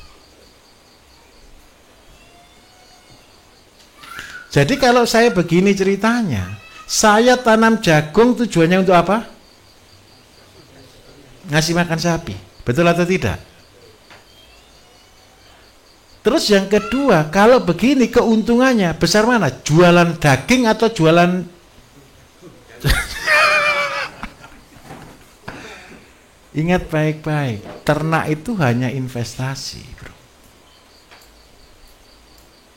Loh Pak, kalau begini profesi saya nanti berubah, bukan berubah, berkembang. Kalau Bapak tidak punya jualan sapi, tidak bisa pelihara sapi, betul atau tidak? Jualnya kemana? Nanti dipermainkan belantik, betul atau tidak? Lah sapi yang mau dipotong dipersiapkan supaya ADG-nya naik. Seandainya dengan makan 40 kilo kita tercapai di 1,5, sudah lebih bahagia lagi kita. Dan yang paling penting lagi, punya pabrik pupuk enggak gara-gara sapi 200 ini? Pabrik pupuknya berapa? Berarti 200 kali 40, 8 ton per hari. Pupuknya untuk pupuk jagungnya. Jagungnya gratis enggak pupuknya? Gratis, cuman tinggal beli alat aja bro. Pasang sudah tanam jagung, karyawan suruh panen setiap hari. Minimal 1 deh, gaji karyawan selesai. Nah, masih belajar ayam lagi nanti ini.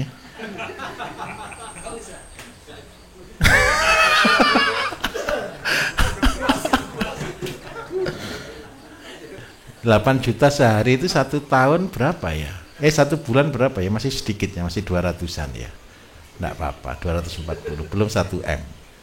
Oke, saya cari sampai 1 M per bulan. Biar cita-citanya semua orang jadi petani. Sampai di sini clear? Jelas?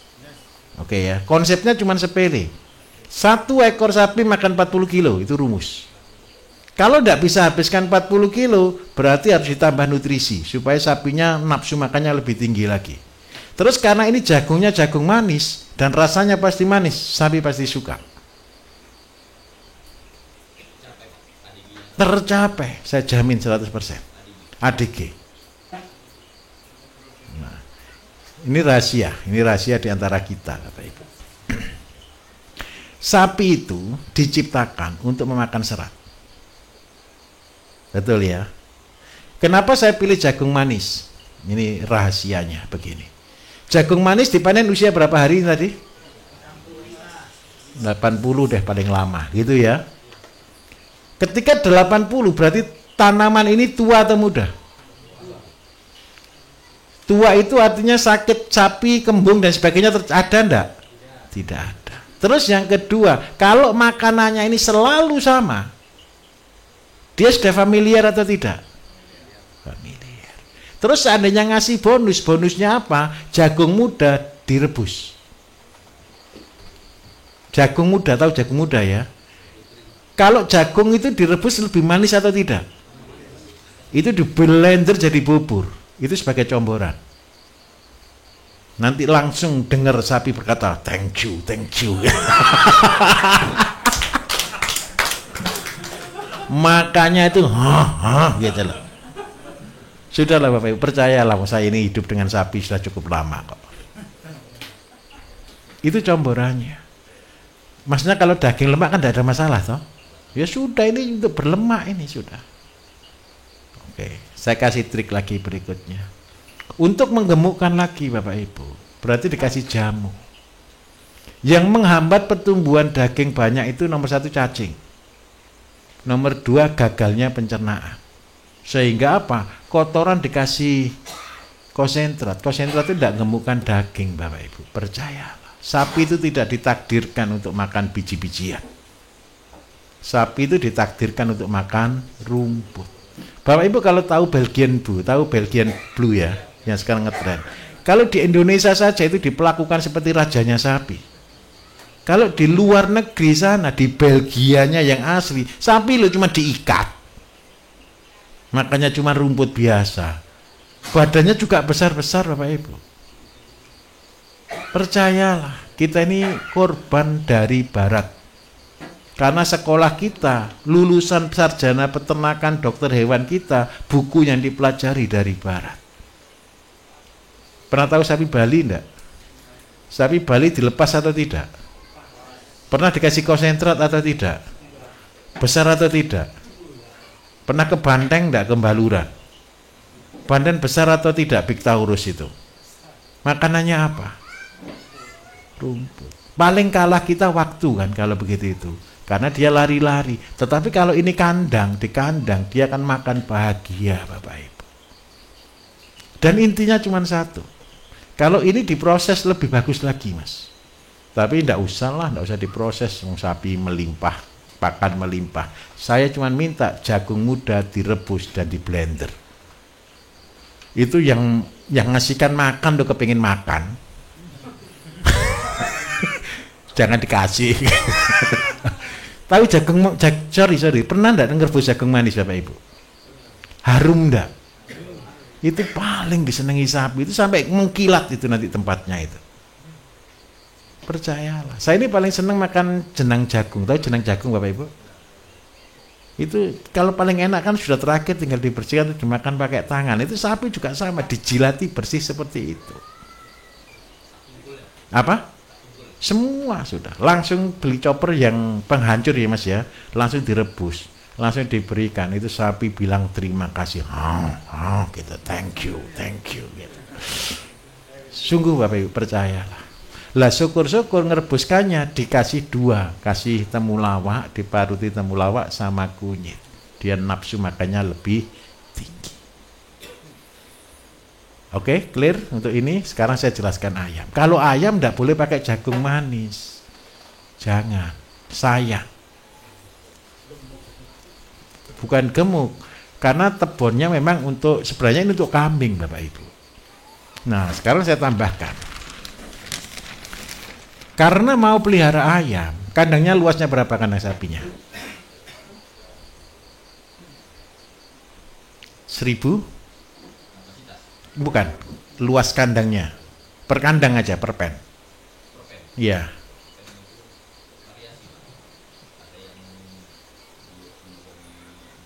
Oke, 400 meter. Saya ngitung satu dulu aja, tidak usah semua, satu saja.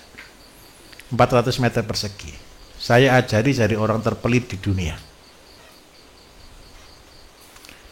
400 meter persegi satu pen kandang sapi, lepasi ayam. Tugasnya ayam itu apa Bapak Ibu? Nomor 1, dia bersih-bersih kotoran sapi. Kalau ada ulat, kalau ada cacing, kalau ada belatung yang makan ayam. Yang kedua, di sapi itu ada kutu atau tidak? Ada binatang kecil tidak di situ? Percayalah, ayam bisa naik kandang punggungnya sapi dan dia tukang garuk sapi. Bersih-bersih. Terus yang ketiga, jeleknya satu. Misalnya ini palungan, ayam telurnya juga di palungan nanti tapi. Ini fair Bapak Ibu. 400 meter rumusnya per 100 meter 10 induk. Berarti ada berapa induk di sini? 40. Sudah. kasih 40 ekor Bang. Setiap tahun panen 400 ekor dibagi 2, berarti panen 200 anakan setiap 2 bulan sekali. Panen itu sudah anakan jangan ditaruh di kandang sapi ya, keinjek. Terus yang paling kuburan paling banyak itu di sini. Di terakhir kan ada lubang pembuangan air kan. Kalau ada ayam kecil, kuburan itu di sini nih, mati semua ayam-ayam itu. Karena itu begitu netas, ambil. Bapak Ibu, saya mau katakan jujur, ayam yang tinggal di kandang sapi, kualitas dagingnya number 1. Badannya bisa bulat. Cuman dikasih bonus saja. Bonus yang dipelihara di sini kan berarti cuma 40 induk nih, betul atau tidak? Induknya makannya sedikit, tetapi yang kita siapkan adalah anaknya. Anaknya harus kandang di luar. Jangan dengan sapi, ingat baik-baik. Begitu netas ambil.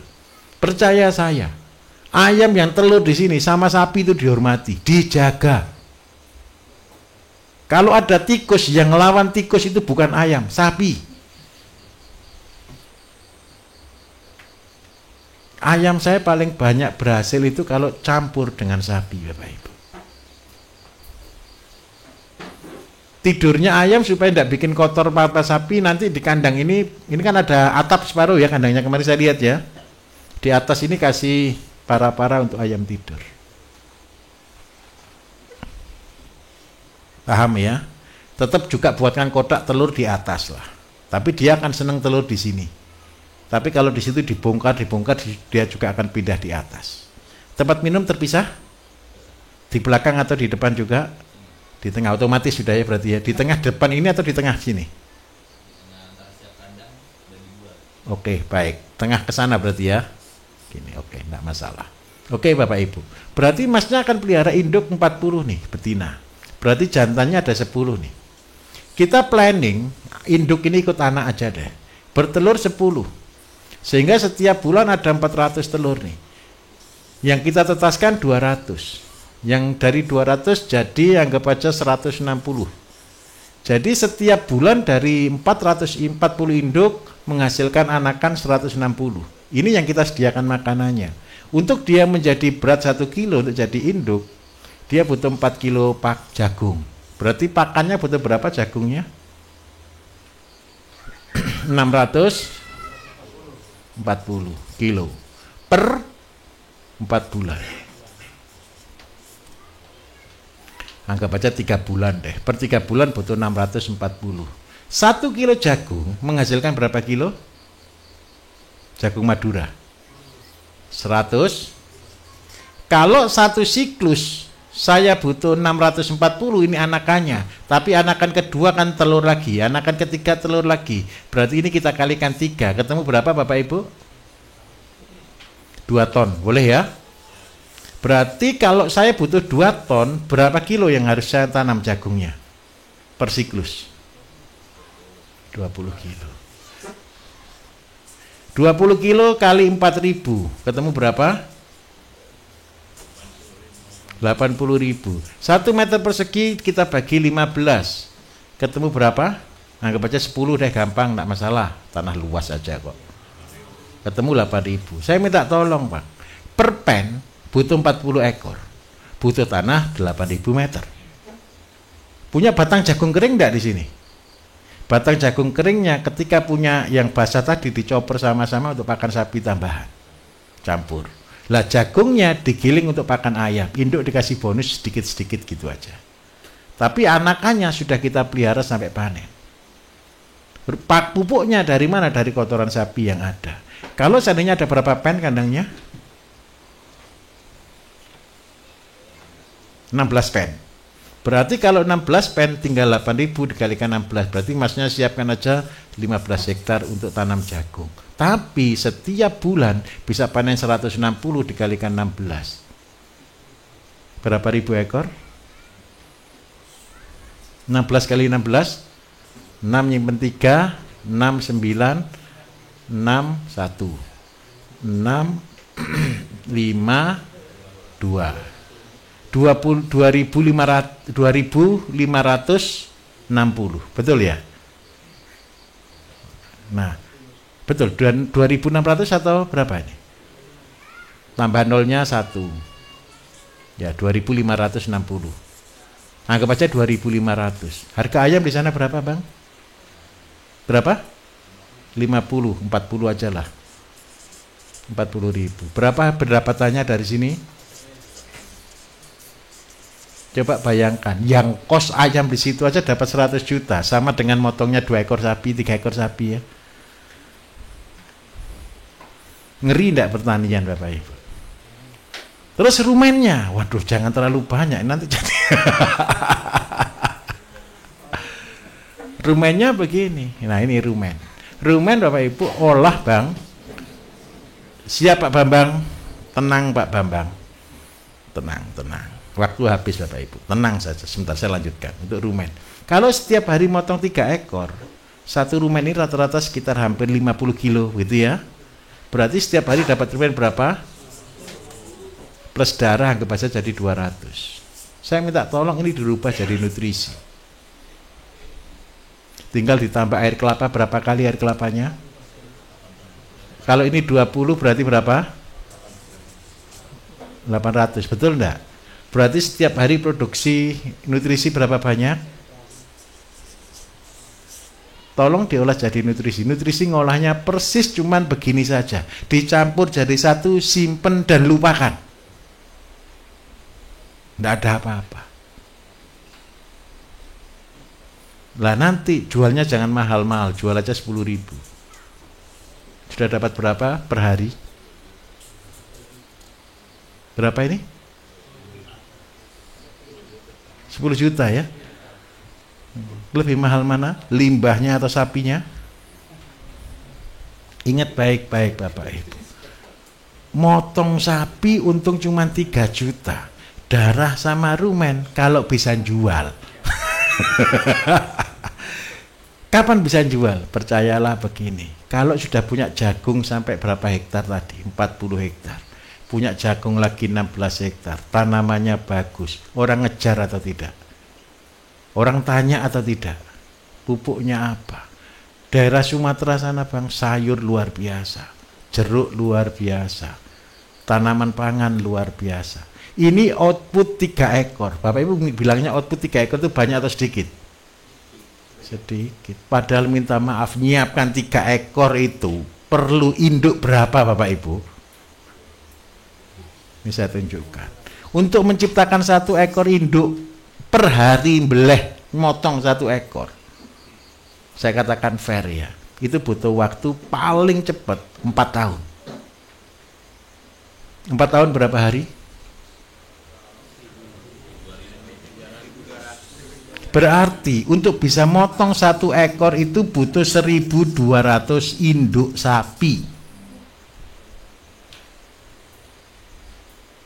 Lah terus sapi sekarang loh sudah tidak ada. Makanya bapaknya pakai BX semua. Tahu BX itu apa tuh Bapak Ibu? Brahman cross. Brahman X gitu loh. Brahman kali. Brahman cross. Perkawinan Brahman. Itu sapi impor.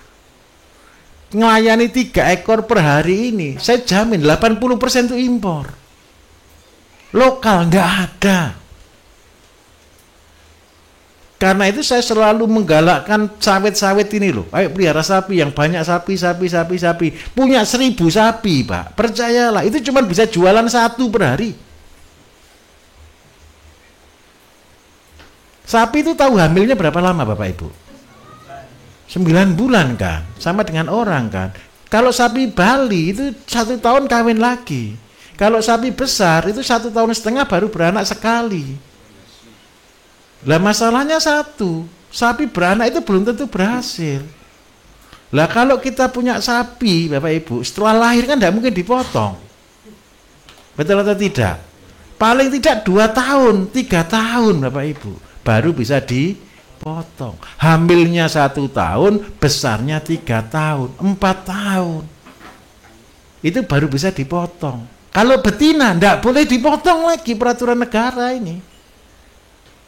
Jadi karena itu kalau ngelayani 1 jagal yang bisa motong 1 ekor per hari, itu pusing itu jagal itu, nyebar uang sudah itu kemana-mana. Betul ya Bang ya? Sama, saya juga belantik soalnya. nasib kita sama gitu. Karena itu apa yang harus kita lakukan? Nabung sapi. Nabung terus sapi betina saja. Nanti punya anak jantan tukar, cepet-cepet tukar betina, cepet tukar betina supaya beranak. Percayalah Bapak Ibu, Indonesia sudah kehabisan sapi. Kalau kita tidak segera bangkit, kita ini pemakan sapi full impor. Ayo tobat, kita masih punya tanah yang luas kok. Besok gara-gara sapi mahal, sudah muncul di internet ya sekarang ya, printing sapi, printing daging sudah keluar atau belum? Anak kita mau dijadikan apa? Makan daging palsu Bapak Ibu. Kalau masih daging palsu itu masih mending. Sekarang ini jujur ya, orang-orang hebat dunia daripada pelihara sapi yang masih bisa mati, lebih baik pelihara seolah-olah itu ya, bukan sakit kanker, penyakit daging tumbuh. Daging tumbuh, bisa tahu daging tumbuh Bapak Ibu? Berkembang enggak? Itu makanannya hanya gula. Jadi cuma dikasih gula, dikasih makanan, dia berkembang. Selnya seperti sel kanker. Bapak Ibu ketika makan sosis, makan makanan gitu, tahu enggak kalau dagingnya itu daging asli atau bukan? Enggak tahu. Sekarang internet sudah mulai cerita tentang itu. Israel sudah mulai buat daging printing. Daging wagyu yang printing. Daging slash yang printing. Kita enggak tahu itu rasanya rasa daging, padahal itu bukan daging. Nyebutnya mereka itu dari sayur dan buah, ya percaya saja, tapi tidak usah dikomentari.